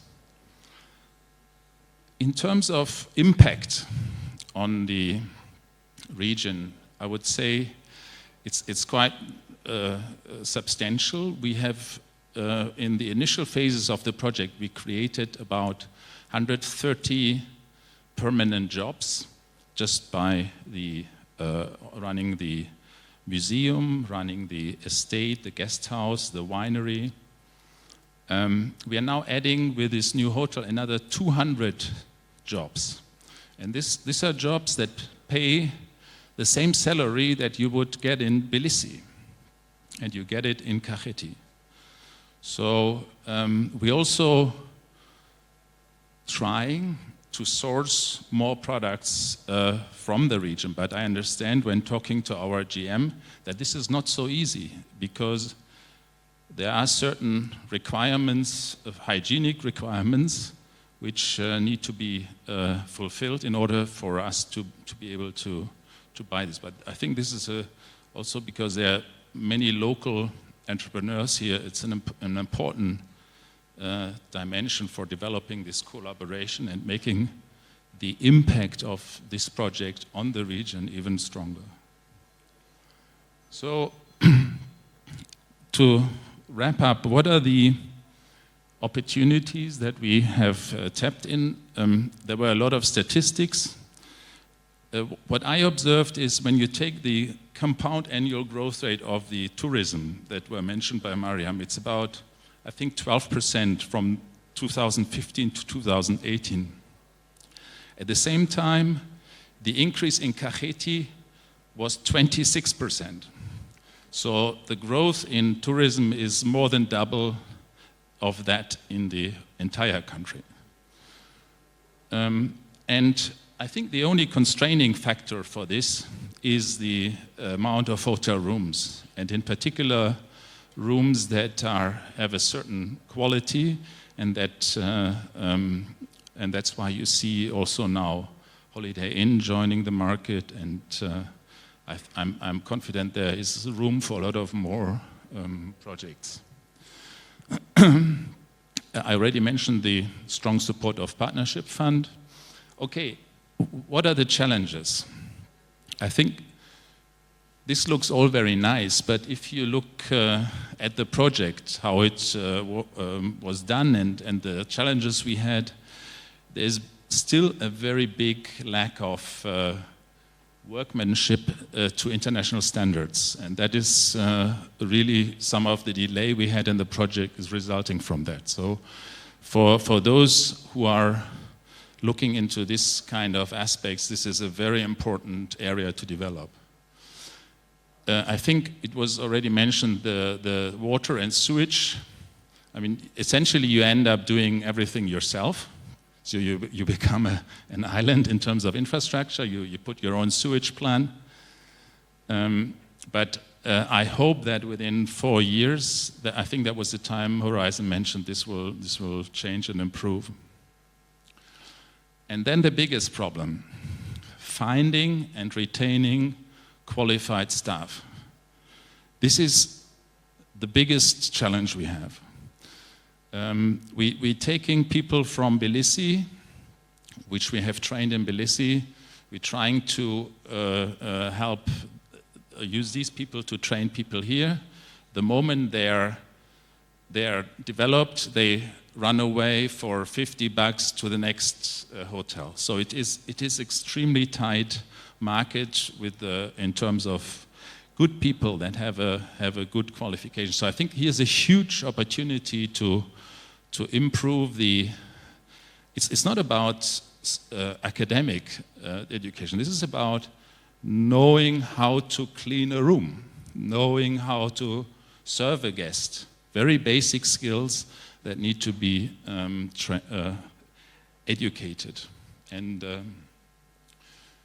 so let me stop here with this, again, iconic view in the afternoon with some autumn leaves on the park. Thank you.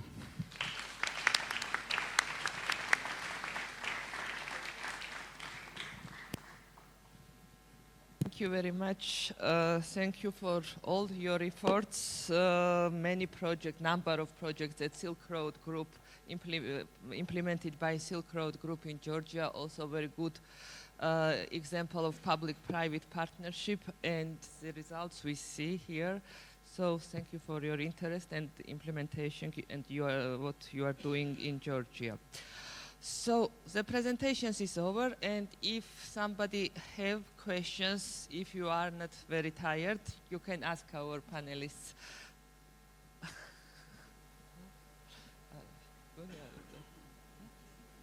Oh, I think it's better to go to the lunch. I just have the I'm the best moderator today. So just for your information, lunch will last 45 minutes and after 3 breakout parallel sessions. Lunch gagzelდება 45 წუთი. Towels with hospitable people.